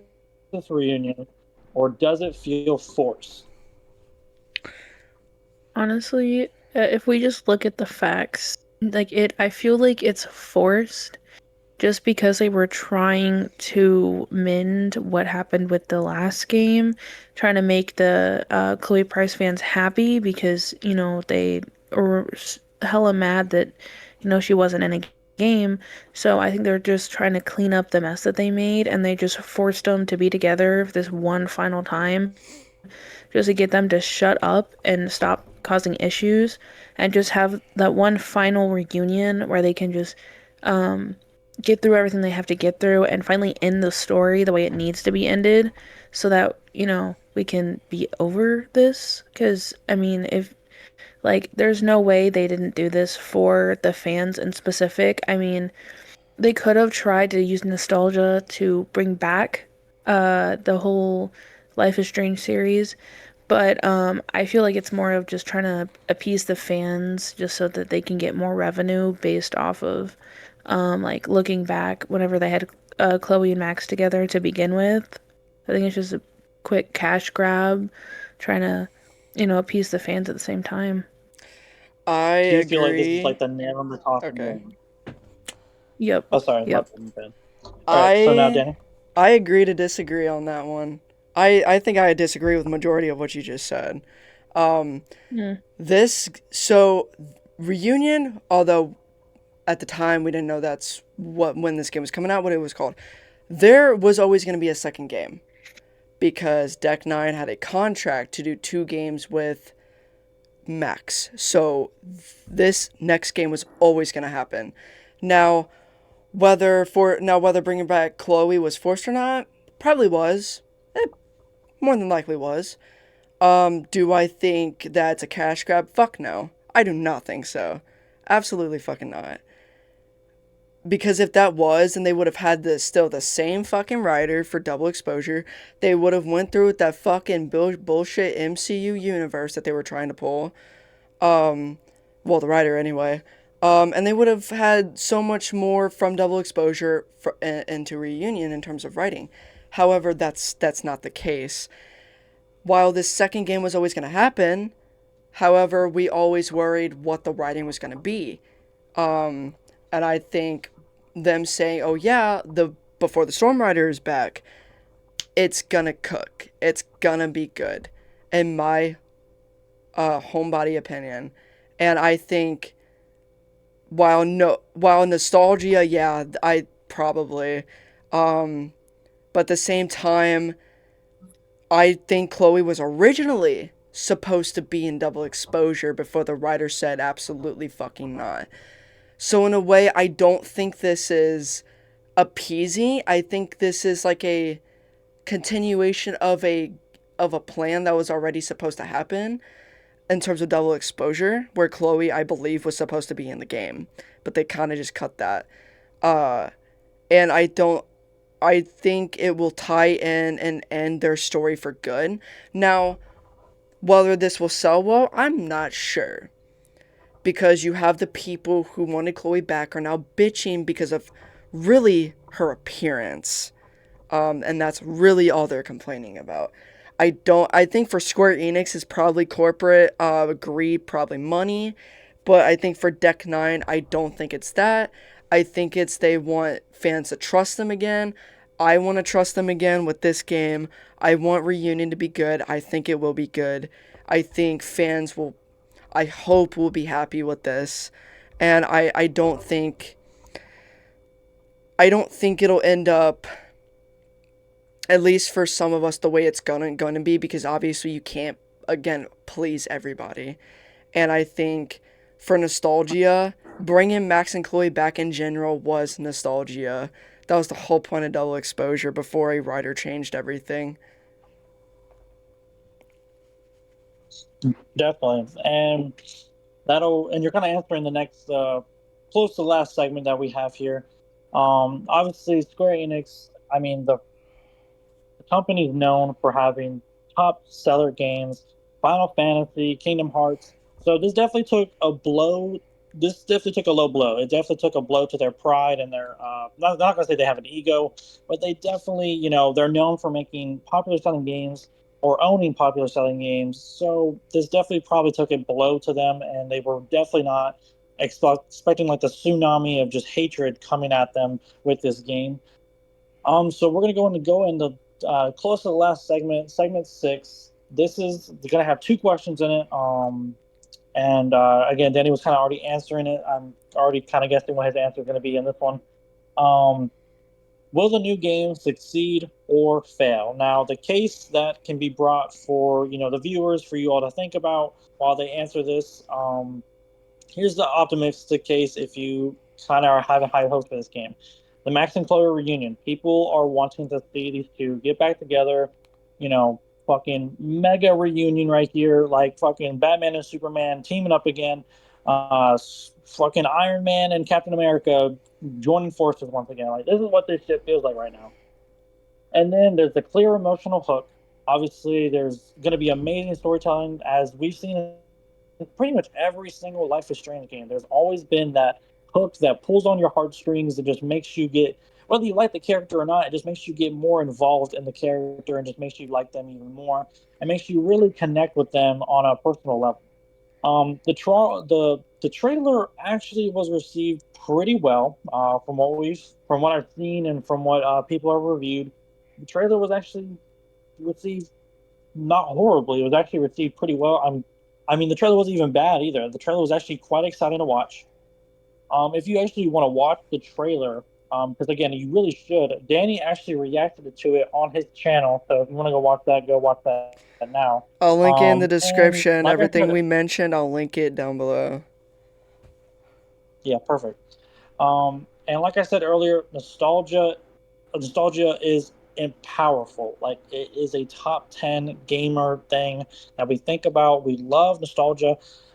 So that's for the optimistic. If you want to be hopeful for this game, now we'll get into the pessimistic case of, if you're not really trusting Life is Strange, this is a strong case for you. Franchise fatigue. This franchise has been doing this shit for so long, and a lot of people feel like it's being stretched out so thin. Like I said earlier, Fast and Furious will take that as a perfect example for this. They went from amazing movie sellers to now it's not even about racing cars anymore. It's about secret CIA shit. Despicable Me type missions over there. Not the minions. And then you have a damaged trust. Fans, again, I will always say and agree with Danny that the fans are the biggest problem, but fans also are the reason why you sell games. Like I said earlier, for a business model based on a developing model, a game developing model. If you don't have players or fans, then you don't have a game. You will not make any money. But sadly, I think that Life is Strange was so fucking robbed on these last three games because of the fans in general, because they looked at it horribly, because it didn't have what it needed. A lot of fans took the games nicely, but too many fans looked at it horribly, and I really feel like that damaged a lot of trust within people. Square Enix pressure, or well, more like Square Enix and Deck Nine. There's a lot of pressure between those two companies. This game could be the make or break game for them. This could end Life is Strange for all we know it. It could make people go bankrupt. A lot of jobs could be lost. Who fucking knows? I'm not gonna, prey on anyone's downfall here, but there's a lot of pressure when it comes to this game. Um, Even if people don't see it, there's a lot of pressure on these gaming companies, Square Enix and Deck Nine. And the last case we'll make for the pessimistic, we'll get four for each. Fans are harder to please now. I mean, we've talked about this whole podcast. These fans of Life is Strange, or just really for any uh, game out there, fans are harder to please now. We're in an era now where people expect top-notch games because the game prices are always going up. I mean, we can look at games uh, like a Nintendo game. We can look at those games; they're going up to $70 all the time, but we're expecting high quality games. That Nintendo's a whole other fucking basket. But we'll maybe get into that on a different podcast episode. But for the most part, we're in the era of gaming where people expect things to be in 4K. They expect things to be perfectly solid. Bugs are people wish bugs were a thing in the past. Sadly, if when a player sees a bug nowadays, they just don't even want to play the game anymore. That's just how it works. Because we're at the point of gaming where people feel like the product that's literally costing them a whole ass paycheck should be the most perfect product. And I could not agree anymore. If you're paying $70 to $80 for a game, hell, half the time you're paying $100. Or if you go to a greedy ass company like Ubisoft, you're paying for the original, the gold, or the ultimate editions. You're paying for those editions, and you're costing yourself almost 100 to 130 to $150 every time you buy their games. And a lot of content is being locked behind DLC paywalls. Now that it really just people hate that shit so much, but they also agree that if you're going to make us pay more, it should be a higher quality game. So that's where kind of the fans are at right now. The first question I have for you two before we get into the actual big question that'll wrap this kind of up is this game a love letter or a last chance? If you don't know what I mean by that, please let me know. Wow, that's tough. As a hardcore fan, that's fucking tough. Pulling on your heartstrings over there. Yeah, I'm sure for Lydia it's not as hard of an answer, but for me that's really fucking hard. Would you Because like, would Lydia, that's if she's here. like, Huh? would you like to go first and let Danny think about it? Um. Do you Oh. need to hear the question Yeah, I again? can. Yeah, can I hear the question one more time? Yeah, of course. So basically, the question is this game, like the new one that's coming out, Reunion, is this game going to be is this game a love letter or a last chance? Sorry, I could not get that fucking out. Oh, you're good. Uh, Personally, uh, just with what I know, and I don't know as much as, Danny does, and I'm not as into the fandom and the series, and I haven't been with it for uh a while. Honestly, I think it's just a last chance to finish off the series and get what they feel needed to be put out there as a final of it. Um, I mean, because I think at this point, I hope it's the last game. But I do feel like it's like the last chance for it. And I'm not sure if maybe they might see if this one does well, they might make another one. But hopefully it ends with this one as it should. Definitely. And Danny, I know this question's a little hard for you, but whenever you're ready. See, for me, it could go both ways because if you continue the series, there's so much you could fucking do with a Life is Strange game. There's so much you could do. There's so many like powers and characters you can fucking do. And that's what I want. Like I want to see new shit. I want to see new characters, new story. Like I want to see that shit. But if it has to come down to an end, I realistically do not want it to end on a fucking Max and Chloe game. I'm sorry. I don't want that to be an ending. Even though it's kind of like bittersweet if it did and where what it to end where it kind of started essentially, but I personally do not want it to end on a Max and Chloe game. And that's just me as a person, as someone who's not really truly Right. a fan of these characters as much anymore. I don't really like I'll be absolutely fucking devastated if this game series ends, obviously, because this shit's my has been my world for 10 years or more. So obviously it's going to fucking hurt a lot for me, but I think I have can I don't know what to fucking like choose for that because that I have realistic I think points for both. So I'm kind of just in the Mm-hmm. middle for this question. I was gonna say you could be in between if you want. That's fine. Yeah, I have to be. All right. So that'll come into our last question, and I'll even give a middle section for this one in case you're not too sure. Um, Now this is probably the question to uh, I don't know what I'm yapping about there. I can't even think of what I'm trying to say.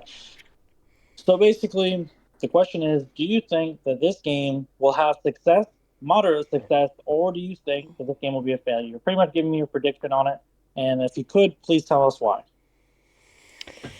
I think with what I've heard of the fans, I think it'll at least be a moderate success depending on how the fans react to it. I mean, it could be pretty successful. It just really it's up to the fans and their perceptive of it.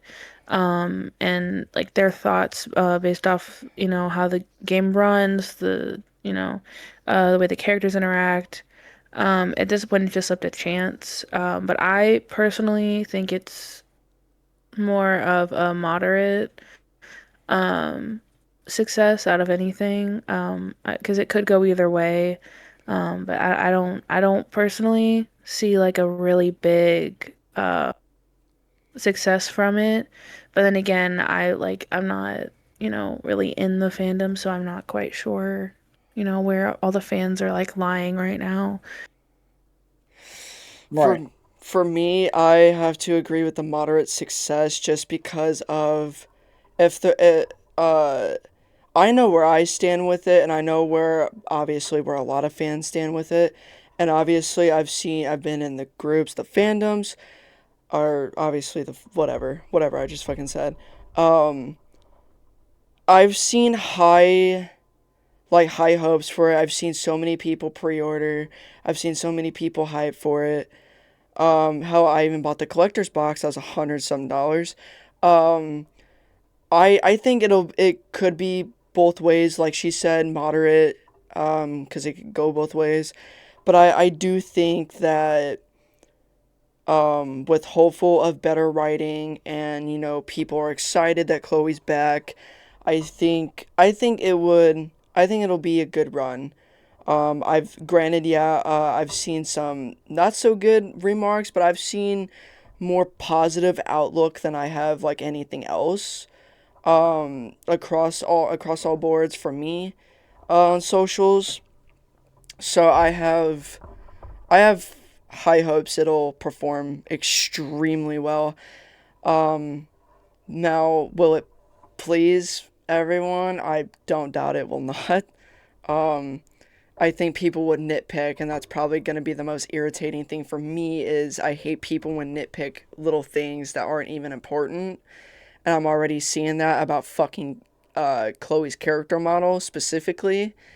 Um, that I think that's just really annoying as hell. But I again, I think it'll do moderate to maybe high success, but that's just I'm biased.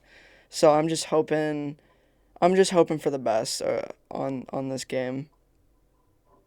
Definitely. I definitely agree with those both opinions. And now, before we get into the closing segment, we'll go ahead and I'll get my quick filler questions out there. I think you two will actually really like these questions. I think I went over them before we even started.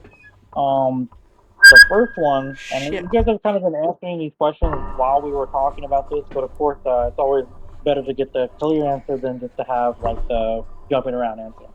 Um, the first filler question I have for you two, and is nostalgia ruining modern storytelling? Yes. I think so because a lot of people are so hell bent on nostalgia that they can't look past it and they just want that's all they want. They just want nostalgia.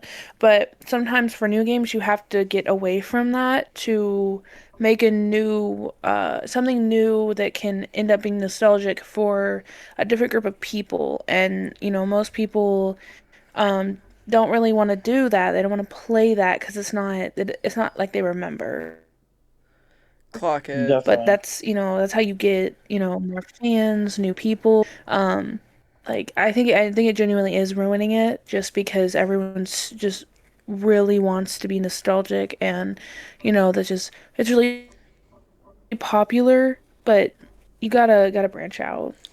I agree with everything you just said. I also think it's because people don't like anything new. I think they're scared of letting go of that nostalgia because they're afraid that, the new stuff may not, feel as the same, and that is a-okay. That's perfectly fine.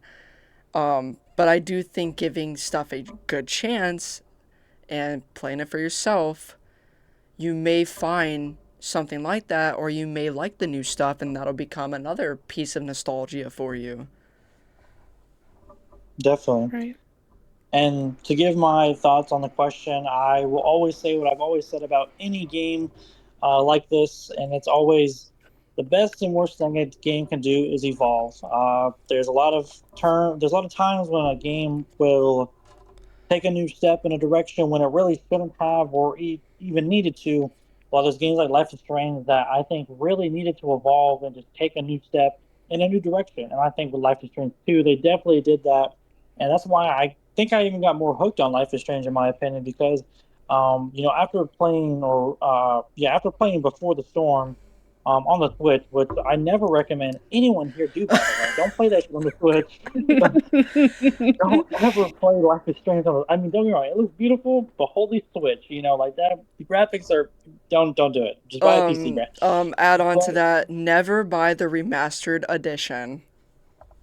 hell no, don't do it. Don't do it. Oh yeah. In case you're wondering why our series was never finished of the first game, well, ladies and gentlemen, welcome to the world of bugs. They're everywhere and nowhere at the same time.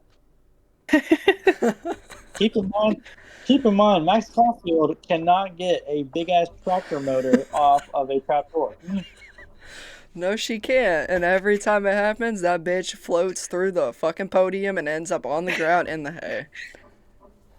Yeah, in case you guys don't know what we're talking about, at the whatever episode it was, when you go to the barn and you're trying to find the dark room, there's a scene there where you have to push it down and you have to get close, have to get up, and then you have to attach it to the barn post, and then like you push down the fucking tractor to open the door.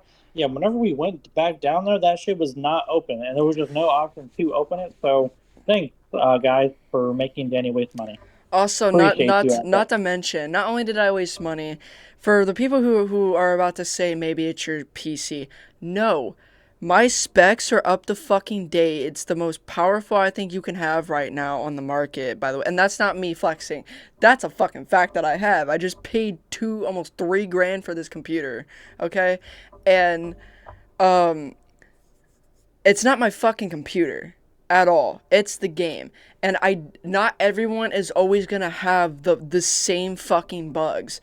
I wish people understood that. It's different on console and it's different on PC. You can even have nothing wrong with your game. We kept having glitches, bugs, audio problems. Hell, even the fucking subtitles wouldn't work. It was just a fucking mess. The only thing that worked right was before the storm. And if that didn't work, I was probably going to lose my absolute mind on that Yeah, one. do not. If you want to play Life is Strange, make sure you get just the original fucking copy. Don't fucking get the remastered. It looks pretty, but I promise you, it's not that fucking beautiful. It's really the same goddamn thing. Not to mention, the only good thing about it is you can see their actual expressions on their face. That's it. Which isn't worth it, by the way. Sometimes you don't even want to see that shit. Not even lying. You don't want to see. You don't want to see Victoria look like a bitch. All right. So the next filler question we have is: should player choice limit sequels? Ooh, yes, actually. I think you were talking about a little bit, Danny, earlier when you were talking about how the player choices kind of just So I feel slow a lot of like things down. player choice specifically will give you a certain. Continue. I was going to say, continue. Huh? What? What? Continue. What? Oh, sorry. Sorry, I thought you. All right, I guess I can go. Yeah. I feel like double exposure. I forgot what I was saying. God damn It's it. okay. It's okay. We can come back to you. I feel like if double exposure wasn't ruined by someone, I feel like it could have made sense for the first game.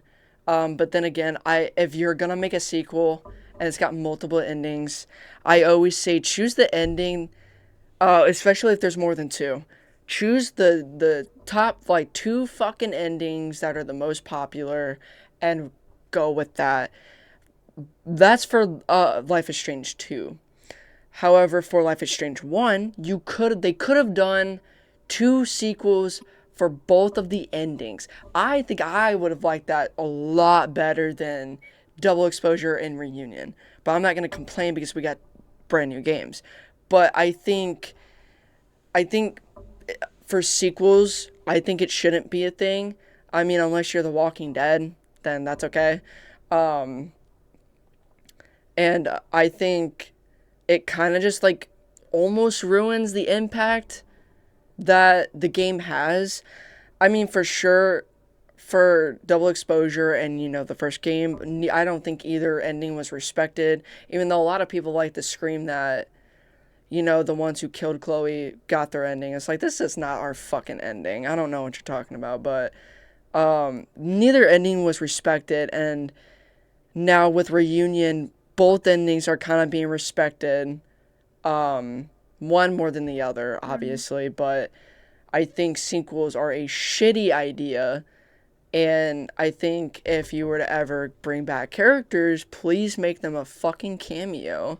Or make a sequel where it makes sense to bring them back. Otherwise, it's just a shit show. Yeah, I don't think they should do sequels to story-based games.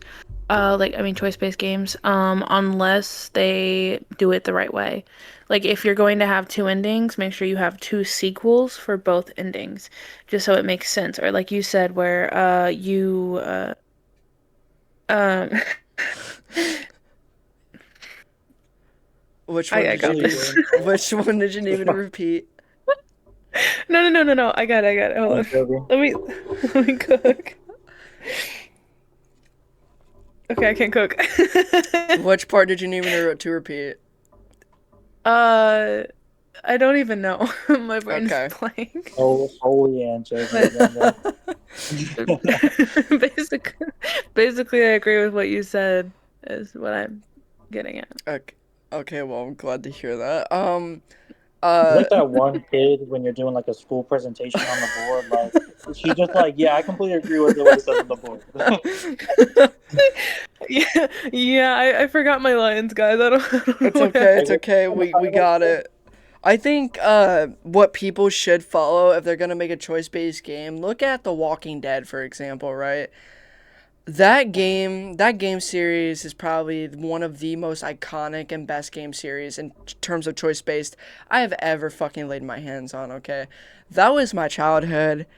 Lee Clementine, best fucking game series out there, and I think it's not really sequels, it's more seasons because it followed, I don't even fucking know, comic books or something like that. Or it's just its own thing with some of the Walking Dead characters mentioned.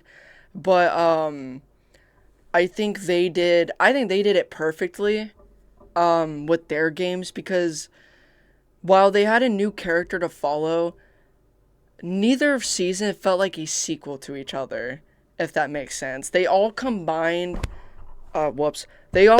so perfectly. Obviously, season 3 is the fucking oddball because it's completely like out of left field, like new characters and all that shit.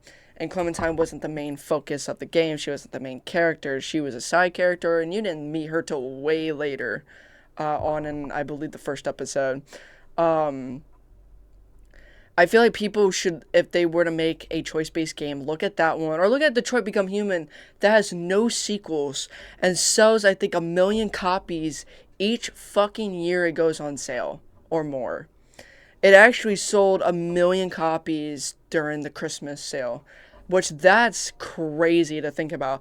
A game that's from 2018, no sequel, just sitting there, still sells 1 million plus copies every single year during sales. I think that's incredible.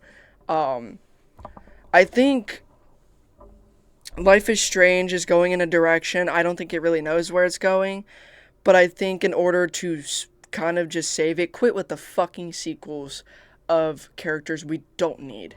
We do not need sequels anymore. If you're gonna make a sequel, make it make sense, at least, in a way. Otherwise, it's just a complete fucking shit show. completely agree. Lydia, do you remember what you're going to say? Nope. We can move on. Gotcha. Gotcha. All right. It Then was we'll move there, on. and then it's gone. It's all good. We'll move on then. I feel like I already know what you guys are going to say to this question. I feel like you guys have said this billions of times throughout the podcast episode. But do fandoms kill creativity? Yes. Yeah. That was I a mean, shocker answer, honestly. sometimes. Well, okay. So here's the thing. Sometimes fandoms can help with creativity, because they can help with ideas and help like move the story the way it needs to go. But also they can go overboard and they can do too much to control it to where there isn't any creative impact and it's more of just, oh, we Slop. need to do it this way because, you know, it makes sense and we want it this way. But really it just depends on like what fandom we're talking about and like generally like the creators of the games and how they perceive the fandom's interactions with the games and like all of like their fan made stuff and how they decide to proceed with it. Completely agree. Danny? I agree with everything she said there. It does really depend on the fandom. Obviously this one's not fucking helpful whatsoever, but that's okay. It's special, but it's also like the mean girl in school, the big fucking bully that just needs to Mm-hmm. get knocked on Mm-hmm. her ass every once in a while. I think this Yep. fandom specifically needs a wake up call, like a reality check, because we're not gonna hold like a how do I word this? I don't think a fandom should be allowed to control what happens in the game. Like, yes, I love what you said with like helping with ideas and creativity and shit like that. But I don't truly think a fandom should have every like a say in terms of everything that fucking goes on in a game. I don't like that. I mean, I love the ideas that can come from fans, but I don't love that fandoms can control the way a game goes, and I'm not a huge fan of that personally. Sometimes it works out and sometimes it really just does not. And I don't think this is a fandom where it would work out if a fandom took complete control of it, because I mean, look at it now. It really hasn't worked out now, has it? Right. No, Like it certainly is I not. think they should take the fandom's opinions with a grain of salt. Right. You know, using it to help fuel their ideas, but not like using like letting them control it, obviously. Like, Agreed. I agree with that. mm, Definitely, I love what I'm hearing. And so for the last question, and this will be our last further question, and then we'll head into the closing segment. Is oh my god, hello? Is Life is Strange better as a single story than a franchise? Oh, that's such a good question. um, for me personally, I think it's okay as a franchise. I think the main issue with it is that they're going with the same story. If as a franchise, Life is Strange, they if they continue to build with new characters and like new stories as they go on, I think it could be a great franchise. But as of now, I don't think it is the best at the moment. I mean, it's good, but you know, we've been going with the same story for so long. I feel like it's just like the one game would have been fine, but they continued to, you know, the build off enough to where there's like no return, if that makes any sense. We just keep going in circles, I feel like, because we keep moving with the same characters, and it would generally be like a better franchise if we just continued. We can do the same concept is fine, but like new characters, like a new scenery, new stuff like that. I agree with that a lot because yeah, I feel like for this franchise to thrive, it needs new ideas, fresh stories, characters, everything. It needs like a what's the fucking word I'm thinking for? Yeah, yeah, yeah. Woo. um, um, like a refresh, like a fucking, like a Like a restart? yes, a restart, because after this game, if Reunion sells well and they decide to make another game and Max and Chloe's story is officially fucking done, thank God, after this. They've confirmed that it's the last one. It better be the fucking last one, please. I beg.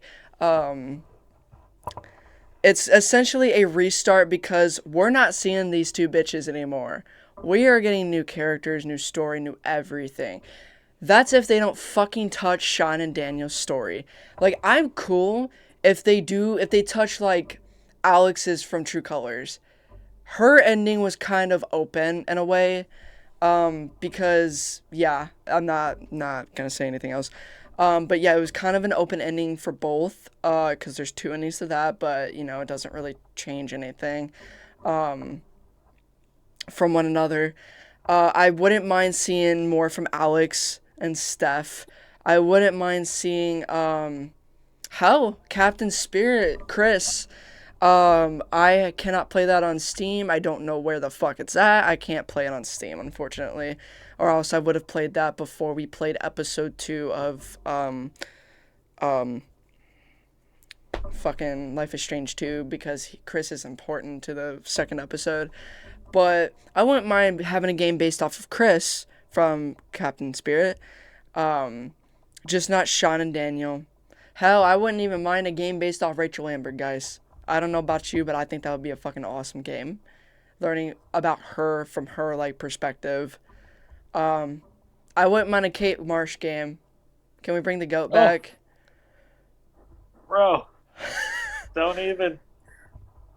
My go. Also, so I learned this. None of the Arcadia Bay characters are coming back, but they will be like mentioned. I hope Kate's mentioned. I miss our goat. I think the best direction for Life is Strange to take is make a Joyce game where you play as a waitress, and it's going to be a dining simulator. You get to work the two wheels of the simulator. You're welcome. There you go. That's an idea. Yes, yes. Oh my You get to god. play as Joyce and be a cool waitress and cook in the blue whales. There you go. That's a good idea. There you go. I expect a 20%, sorry, 50% cut on that game if it's ever made, by the way. That's fucking amazing. That's an amazing idea. What I, okay, in all seriousness, no, basically what I would think, I I won't give my opinion on the single story or franchise. What I will say is that there's definitely a lot of different directions the game could go in. I know I just joked about the whole Joyce thing, but now that I'm actually thinking about it, like without joking around, one of the greatest things they could do is make short episodes on the lives of Arcadia Bay. We met Yes. so I literally said it in the beginning of this podcast. We met wonderful background characters. We met Nathan, Rip, by the way. We met Mark Jefferson. Horrible. We met David Madsen. We met Principal Wells. We met Joyce. We Warren. met Warren. We met a bunch of other fucking people that I can't even think of right now. Kate Marsh, my goat. All right, we met all these perfect, amazing people. We met Frank. We met all these cool motherfucking people.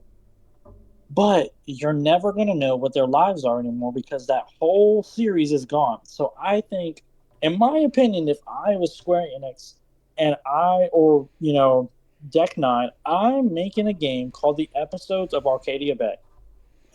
Or like the lives of, probably episodes would be a lot better, honestly. But I'm making a game like that, and I'm doing short little snips of episodes on the daily lives of the people in Arcadia Bay. Like you can be Principal Wells, you can be David Madsen, you could be Joyce working at the Two Whales, you could be Frank doing a drug deal. There's multiple different directions you can go where you just experience the lives of people in Arcadia. That's probably the most beautiful idea I think I've heard all day. I legit was taking that Joyce shit as a joke, but now that I really think about it, bro, that would be a perfect idea. Square Enix, feel free to get in contact with me. We will develop this shit together, bro. Um, but anyways, now that the filler questions are out of the way, hey Square Enix, make sure to call me if you're interested in those ideas. By the way, um, the closing segment will be this: Life is Strange is at a crossroads, and this next game, will probably be the deciding factor of whether the series keeps going or it becomes a legacy franchise. Now, I'm going to go and ask this last question to you two. I want you to go and think about a couple things, though, before you answer it. Obviously, we need to think about how fans will feel about future games. We need to think about how money would play into this. We also need to think about if Square Enix or Jack Nine would even consider making this if the game flops. So, my final question for you guys while thinking about those different things is if the game fails, which we are talking about Life is Strange Reunion, if this game fails, should Life is Strange end for good? Yes, and I that's hard of me to say. That's hard for me to say. Yes, because you're beating a dead horse at that point. You're else. I feel like making they need to just nothing. bury the hatchet. Yeah.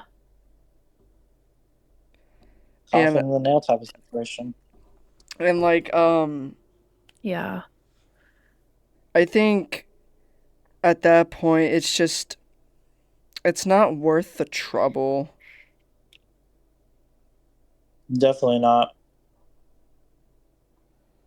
At that point, you're just kind of stretching something out that is not going to make you anything anymore. And I will definitely agree on that point because I feel like, again, I'm going to keep using it as a fucking example because it's so perfect to use an example. Fast and Furious, bro. You stretch that shit out for so long, and it's horrible. And I feel like I just don't want that to happen to Life is Strange. It's a game that's close to people's hearts, and I feel like if you try and stretch it out so much, people will start to hate it, and it will be only remembered for the hate And for those horrible games that he stretched out to the point where we're going to forget about the first one entirely and just remember Life is Strange as a shitty game that tried to make more shitty games and just became a shitty game in general. And that's what I don't want to happen. Exactly. I like your point on that. Lydia, do you have anything else to add to that question? I know you didn't really get to answer it too much. I do not. All right, then. Well, that is the last part that I had. That was my closing segment. That is all I have for you guys. Unless you have anything else you'd like to add to this at all. Not really. I feel like this was more of an interview, honestly. I had so many amazing questions lined up. Look at me go. Hey, you're the one who was prepared for this, not us. I was prepared. Up all night, by the way. I could not fucking sleep. Oh, I know. I saw that message. And then, oh my god, little fun fact, by the way, if the episode's still even rolling, Yep. Lydia legit, I posted like this fucking paragraph novel book in the chat.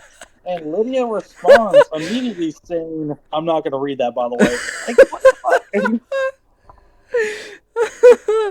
Like, I saw so, that ladies and too. gentlemen, we were yesterday talking about how we were going to talk about this episode, what we were going to do, the ideas we could bring to this episode. I legit was like, all right, I'll try and think of some things and research a lot of shit.